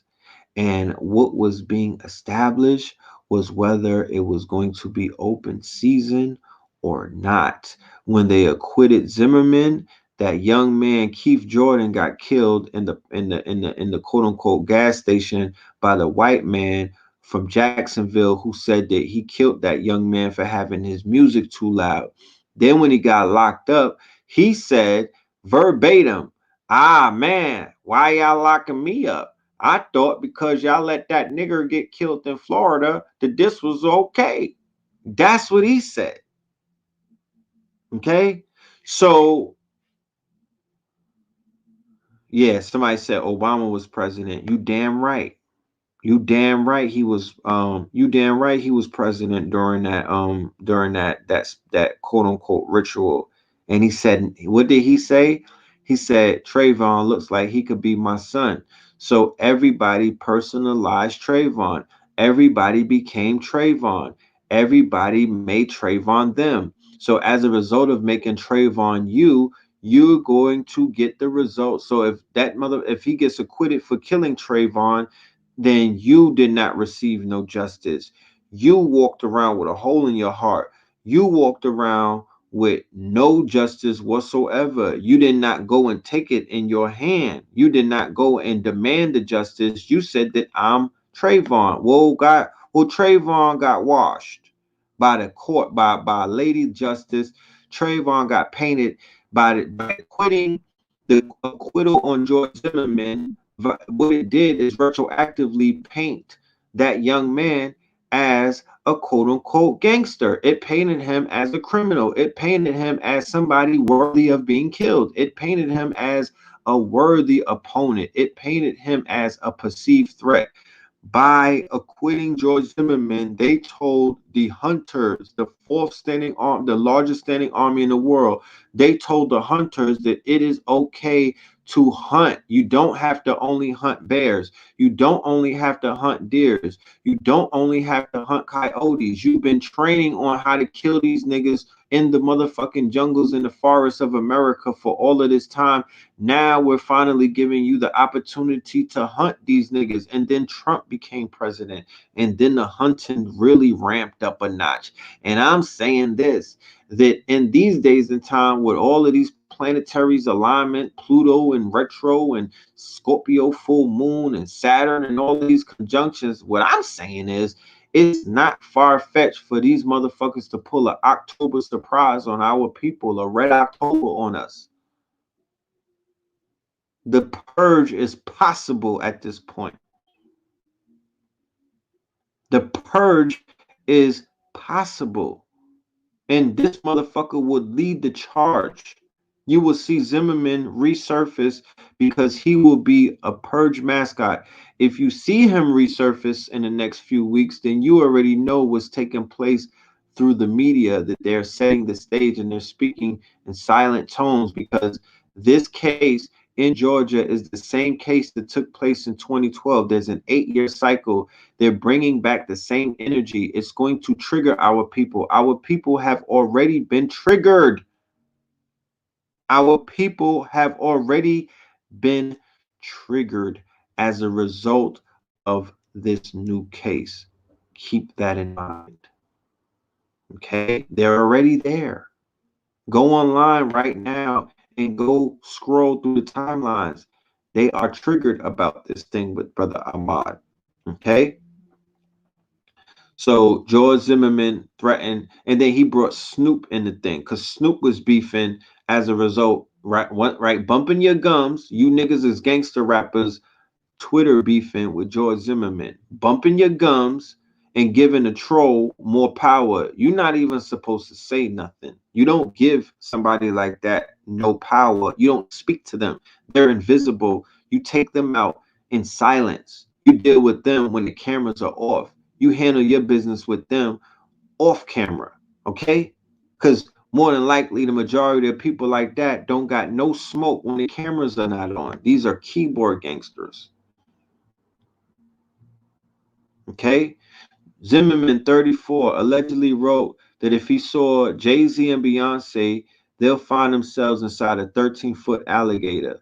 The message was reportedly sent by Zimmerman to a private investigator who contacted him while seeking participants for Rest in Power, the Trayvon Martin story, a documentary series produced by Jay-Z and Harvey Weinstein. I'm going to talk about that in a minute. So George Zimmerman arrested again regarding finances. 2013, he was arrested for aggravated assault and battery on his girlfriend. Then 2015, right? And he got shot at by a Florida man named Matthew Apperson, the only white dude that was really riding, all right? And he got 20 years for that shit. Then in 2016, Zimmerman said he got punched in the face at a bar, right? And you know he didn't get punched by no black man. You know he got punched by a white dude who probably had to put that motherfucker in his place and remind him, you still a spick, nigga. Like, don't get it fucked up. I'll punch you. You know, he probably got punched by Chris Hellman or one of these Thor lookalike niggas. And, you know, they just was on some old, don't try me. I'm not Zimmerman. I will knock your teeth out. You know what I mean? Because he knows who to try that shit with. So all I'm doing is I'm showing you the lengthy rap report, the lengthy rap sheet to solidify the fact that this man was a straight up criminal. He is not that he was a criminal. He is a criminal, and he's a criminal in his actions. He's a criminal because, as you can see, after his acquittal, he continued to commit crimes. He continues to commit crimes, and he doesn't get punished for these crimes. Okay? So if Trayvon Martin was given the ability to live, I highly doubt that Trayvon Martin's rap sheet would look like that. He would not be running around getting locked up, punched in the face at the bar, aggravating and assaulting women. That young man looked like he would have made somebody's daughter very proud, and he would have settled himself down somewhere in Florida. You know what I'm talking about? And he probably would have, whatever he was into, he would have got into that. So Zimmerman and his legal woes, right? Zimmerman's legal problems. Okay. George Zimmerman allegedly threatened Beyonce and Jay-Z, said he's bringing hell to the celebrity couple. So Jay-Z, right? George Zimmerman has allegedly threatened them. A series of text message. Zimmerman says that if he ever sees the couple, they'll find themselves in a 13-foot gator. He went on to insult the two music moguls. He called Beyonce a broke whore and Jay-Z a bitch. Oh yeah, and tell Jay-Z he's a bitch and his wife's a broke whore. One of the text messages read, and I'm bringing hell with me. Zimmerman added, right? In May, Zimmerman was charged with misdemeanor stalking and harassing Warren, right? In a 9-day span, Zimmerman called Warren 55 times and left 36 voicemails and texted him over 65 times. I think that nigga knows my stalker because him and my stalker, that sounds like they probably went to the same school or some shit. Zimmerman and my stalker. Or Zimmerman might be my stalker. Cause that sounds like that's the same shit I be going through. You know? So this nigga went and threatened Bonnie and fucking Clyde, bro. Not Bonnie and Clyde. This Zimmerman went and threatened Bonnie and Clyde. Now I know why the fucking name of the tour was called On the Run. This nigga went and threatened Bonnie and fucking Clyde. J and B, my nigga. He didn't know Jay-Z blows cars up when he sent to his girl, right? See, nobody talks about this, right? Nobody talks about the fact that Harvey Weinstein is behind the Trayvon Martin documentary, and nobody talks about Harvey Weinstein is behind the Khalif Browder documentary, and nobody talks about the fact that Jay-Z and Harvey Weinstein were very, very cozy with each other. And nobody demands that Jay-Z denounce Harvey Weinstein. Well, I'm saying this. I'm saying that all of the rappers are compromised because all of the rappers have been around the spirit cookers. The rappers are connected to the Clintons. The rappers are connected to Weinstein. The rappers are connected to Gates. The rappers are connected to Trump. Now, the thing with the rappers that they're so fucking retarded that they thought that the Democrats were the good guys. And they thought that sucking up to the Democrats was the way to go because Messy Jesse, Clarence Avant, all of these Chichiman, uh, Quincy Jones, all of these black glitterati boule niggas told the rappers and the actors and the athletes who to basically sleep with.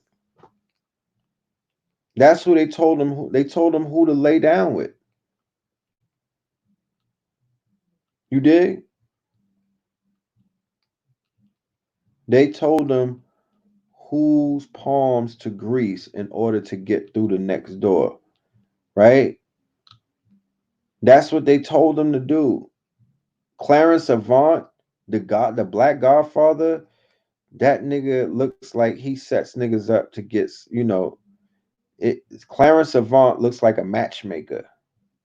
That's his job. He's setting up Clive Davis with whatever young buck he wants to have that day. That's who Clarence Avant is. Clarence Avant he's the fixer. He calls you and tells you what room to go to or what door to walk through. That's what he does. He's not just a fixer, he's the nigga, he's a flipper. He's out there because when you look at the documentary, all of the young niggas that's associated with Clarence Avant have been rumored to be, that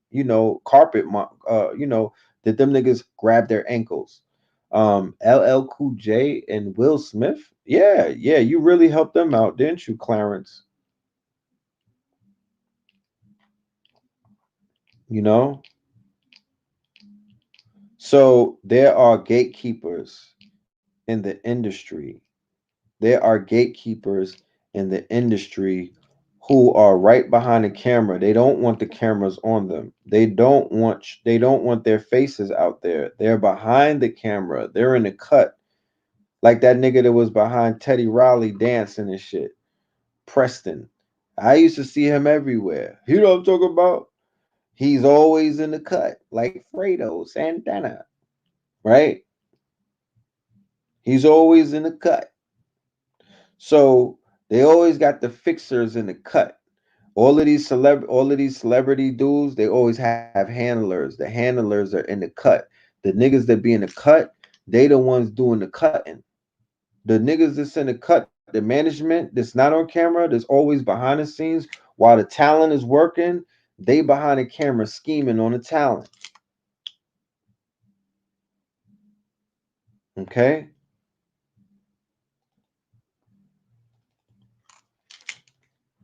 So if the rappers want to be down with consciousness, they got to denounce all these people. They got to denounce the pedophiles. They got us doing it. They made Obama denounce Farrakhan. Fuck that. You niggas better denounce Hillary Clinton next time I see y'all. Or y'all niggas is y'all might as well go and move in with the Clinton. Go move in with Chelsea and them. Because you know, how you gonna make it out here? How you gonna make it in the hood? How you gonna make it in the trenches?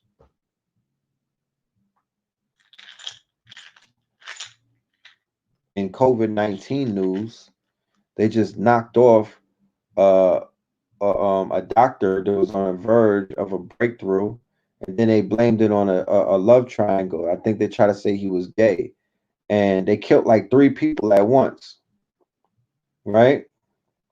Mr. Lou had the front and rear patio doors open to his townhouse because of the nice weather. His wife was not home, right? His wife was not home, so he had a wife. Police believe that Mr. Gu had unobstructed access to the residence in the 200 block of Elm Court. An autopsy showed that Mr. Liu was shot in the head, neck, torso, and an extremity.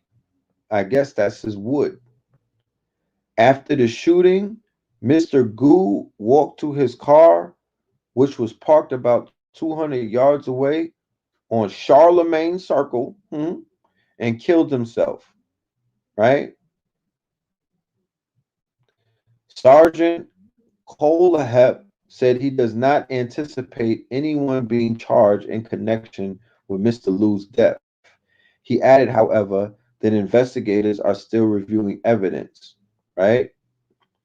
Franklin Park Police Chief said Wednesday that he had no record of calls for service at Mr. Gu's home and that his department had minimal involvement in the case, which was handled by Ross Police. We just assisted them going to the residence and making notifications. So that line right there goes to show you that the police, they're passing the buck to other police departments. They're saying we're not investigating it. We don't know what's happening. You know what that means. You know what that means. That's an inside hit. That means that case closed. He got his head knocked off. We done hit him up, right? They saw that his doors and everything was open. He was on the verge of a significant breakthrough in the COVID-19. You know what I'm talking about? And then they said, now the police are saying that the slaying didn't involve his work. How the fuck do you know he's dead? How do you know? How do you know? You didn't question. You don't even know.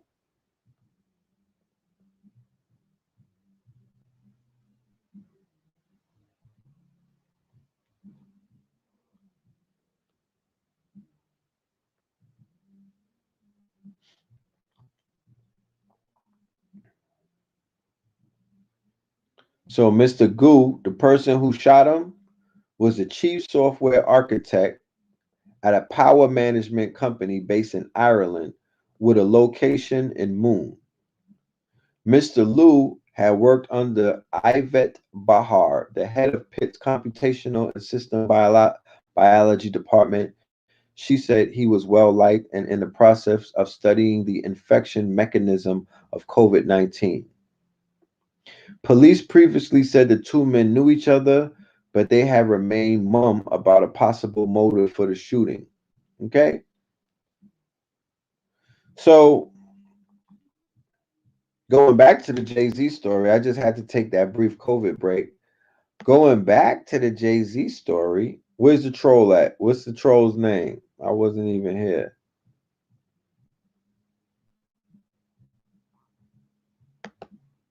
All right, troll. I got the troll going to a block party. We got the troll on a block party. Okay.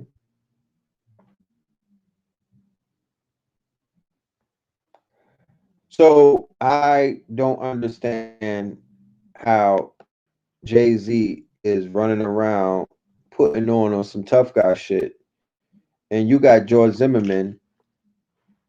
I mean, he made it personal between you and him. Now this is on your hands, Mr. Carter. This is no longer in the hands of Zimmerman, I mean of Trayvon Martin's father. This is in your hand, young Hova. Now, in my mind, I'm like, oh, Zimmerman out here threatening Hova. Well, shit. That's the kind of he done put a rope around his neck. That's the kind of slip up that we need because we know that Jay-Z is gonna handle it because he's a tough guy, right? That's Jay-Z. He said that he's the general of the Geechee army, right? And we know that Jay-Z is the king of he's the king of clapbacks, right? So he's throwing rocks and hiding hands because, yeah, he said that the streets is done. He said in the rhyme that the streets is done because Zimmerman was around. But Zimmerman threatened you and your wife, homie. And he went to jail for that shit. Zimmerman caught a charge for that. Did you understand what I'm saying? He was going so hard on Jay-Z that he caught a charge, bro. Zimmerman was charged with misdemeanor stalking and harassing Warren. In a 9-day span, Zimmerman called Warren 55 times, left 36 voicemails, and texted him over 65 times. He said he's gonna put them inside of a gator. He's gonna feed them to alligators. That's racist white Floridian talk. Niggas could tell you to feed you to a fucking gator, right? But this nigga, all this nigga does is shine drug dealers to his label and alleged gangsters. So who the fuck does Zimmerman have to threaten to get up out of here? Let me know. Is it DMX? Who does Zimmerman? Because if he could threaten this nigga and still be alive and still be chilling, it's not even like he's not even on a run. Zimmerman is just, I don't even think he's practicing stay at home. That nigga might be walking around with no mask on. But here you go. You got 5 shooters on your label, right? And a possible, my nigga. So your hand, the motherfucking hand that you dealt with, nigga got 5 shooters. You got Jeezy. I'm not saying that he's a shooter, but where's the entourage? Then you signed Griselda. These niggas supposed to be tough guys from Buffalo, Rough Buff. Then you got Yo Gotti, right? He's from Memphis, Tennessee, which is the murder capital. And we know how he gives it up. Young Dolph, who was somebody he had problems with, got his Jeep shot up 100 times. Thank God it was bulletproof. And then we got Meek Mill, Mr. Motherfucking Dream Chaser, Dreams and Nightmares, do Papa Willie on 2 bikes at the same time. He got them niggas in Philadelphia with long beards, and they would do anything that Meek Mill tells them to do, let alone the big homie. Then you got Little Uzi Vert. Has anybody seen The Wire with Omar? Did you see the motherfucker? Omar was the gay shooter. Little Uzi Vert got a whole legion of gay shooters. He could get Young Thug active. So you got 5 shooters in a possible. Oh yeah, casting over 2 times too. I forgot about casting over 2 times too. Then you got Fabulous from Brevoy, and all of them niggas is running around, and you know what they put in work. So what the fuck is going on over there? We can't get no smoke. We can't even get a bar. There's no lyrics coming after Zimmerman. I didn't see no effigies in none of these niggas' videos. There's no smoke on social media. Nigga.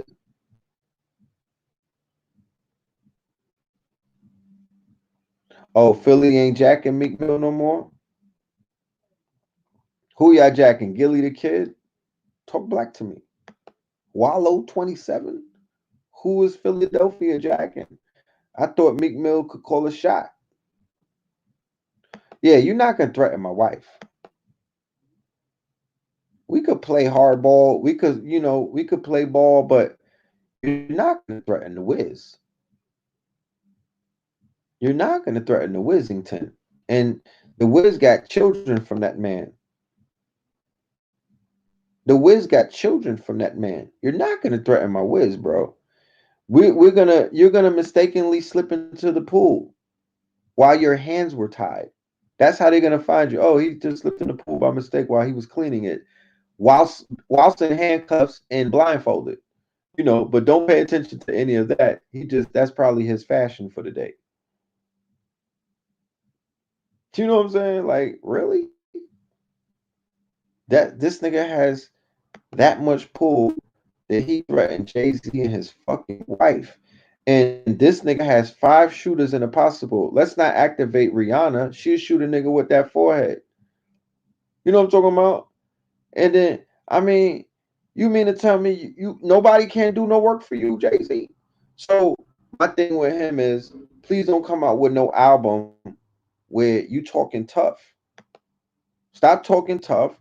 Stop acting like you the boss. Stop acting like you running shit. Stop acting like you leading all of the OGs and you the king of niggas who just came home because you know you're not. No, that's not what's happening.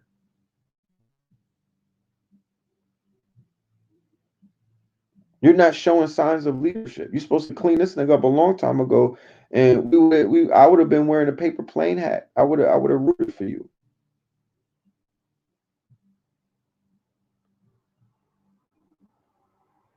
Now that forehead is real, right? She could take a plane down with that shit. Now, I'm gonna leave y'all with this. This is how clownish the news has gotten. This is how fake, and they're not hiding it anymore. Okay? This is not.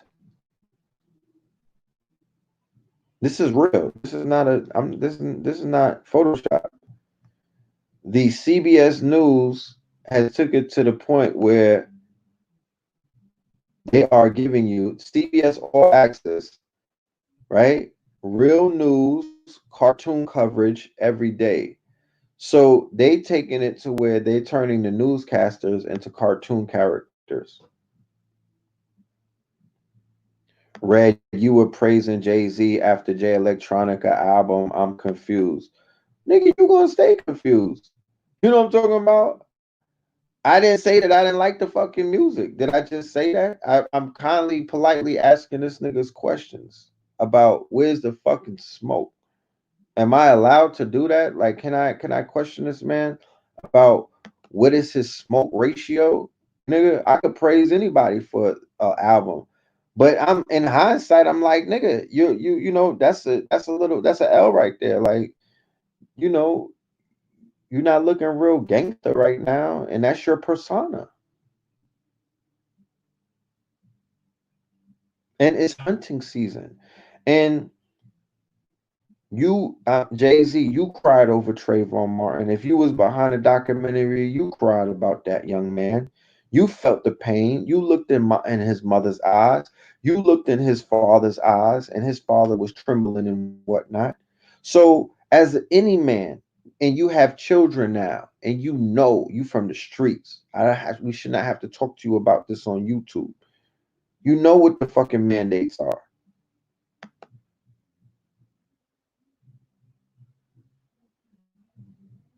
This is not. This is this. The man who killed that young man is a killer. He is a cold-blooded killer, and he doesn't care about anyone.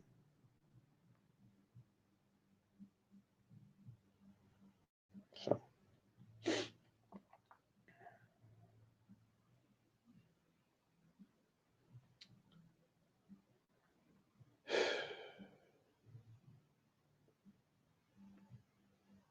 Nip was more of a gangster than Jay-Z. All right. Did anybody, was there somebody refuting that he wasn't? I'm confused. He was in a gang. He was an active gang member. So Jay-Z is not in a gang. Like, if you were an active gang member, yeah, you would be expected to get busy. Like, you know what I'm talking about? You can expect, I would expect that nigga to get busy if he's active. I'm not expecting a Jay-Z to get busy. He's not active. That nigga said he sold crack. And we know that he's not selling crack no more. So whatever he said that he was, he's not that.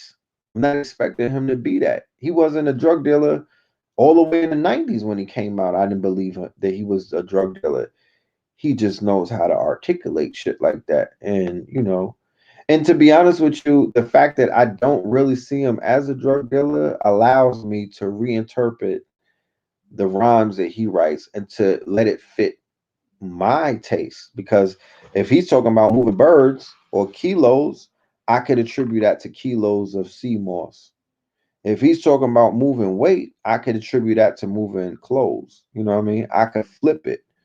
But if I really thought that he was out there selling drugs and poisoning the community and, you know, killing people, it wouldn't have, you know, I'm not looking for that. I don't need that. You know what I mean? Music to me is entertainment. You don't have to be who you're entertaining to be, nigga. That's an alter ego. You know what I'm talking about? I'm cool with that. But in real life, this ain't the game. This ain't a game no more. This is not alter ego. This ain't rap, nigga. This is real life. So in real life, the question is, are you going to use your influence and your power, right? I'm not impressed with you doing, you know, with a documentary as any rapper could do a I could do a documentary. I ain't a rapper like that. I'm not signed to a label. You know what I mean? I don't have the resources that rappers who are signed to banks have. They could any rapper signed to a bank could negotiate anything with the rappers come across so many opportunities just on a daily basis that they can manifest anything if they put their management and their minds and their resources to it. Who was filming the video in Georgia?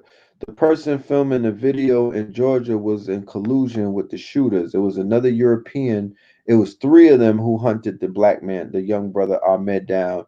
The two, the father and son, and the one that was filming the video, that's one of their partners. That's one of their partners. Okay. It was fucking Buzz Lightyear. And what's the other nigga from Cars in Radiator Valley?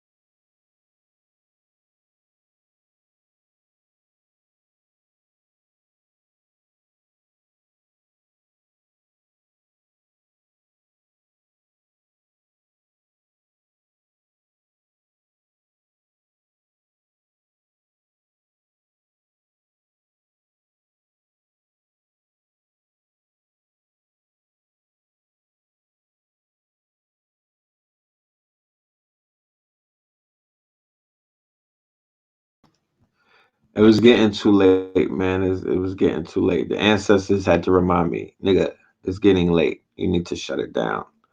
So I'm going ahead and take me some mushrooms. You know what I'm talking about? And I'm going to escape into the ethers, you know, because it's this moon, and this moon is really talking to me like this is a Scorpio moon, and you know, I need to tap in. So, you know, it is what it is. It's been fun tonight. I encourage y'all to go and get the tickets to May 15th. Professor Griff, Red Pill, Supernova Slum, Fear of a Black Planet 2020. And you know, the plug. You don't got work. I mean, we're gonna do a retreat. That I can't, you know, we'll do a retreat. And when you come on the retreat, you'll be able to do anything that you want to do to tap into your higher faculties. You feel me? You know, but if you can go and go and meditate, you know, go and create. You don't gotta meditate. Get a paint. If you a painter, go and paint. If you a rapper, go and rap, go and write. If you're a writer, contemplate something monumental. Tap into a Scorpio energy, resurrection, rebirth, death cycle, right? When I say death cycle, it doesn't mean dead. It means a death cycle is summer, spring, winter, fall. That's the death cycle. The same thing that the leaves in the trees go through. They blossom and then they close. They blossom and then they close. It's a cycle. There's nothing good or bad about it. It's just a cycle. So that's what this is. But love and light. I'll see y'all on Monday. We'll have more things to talk about. We'll talk a little bit about the shout out to all of my stream chasers. We out here chasing streams. We get into this bag. We making things possible, right? We're making things. We're not solving everything, but we're making things possible. Okay, and that's all we really need to do is to make some things possible so we can make the impossible possible. But it's gonna take. You can't do that shit overnight. You gotta take steps. So, love and light. Y'all be good. All right.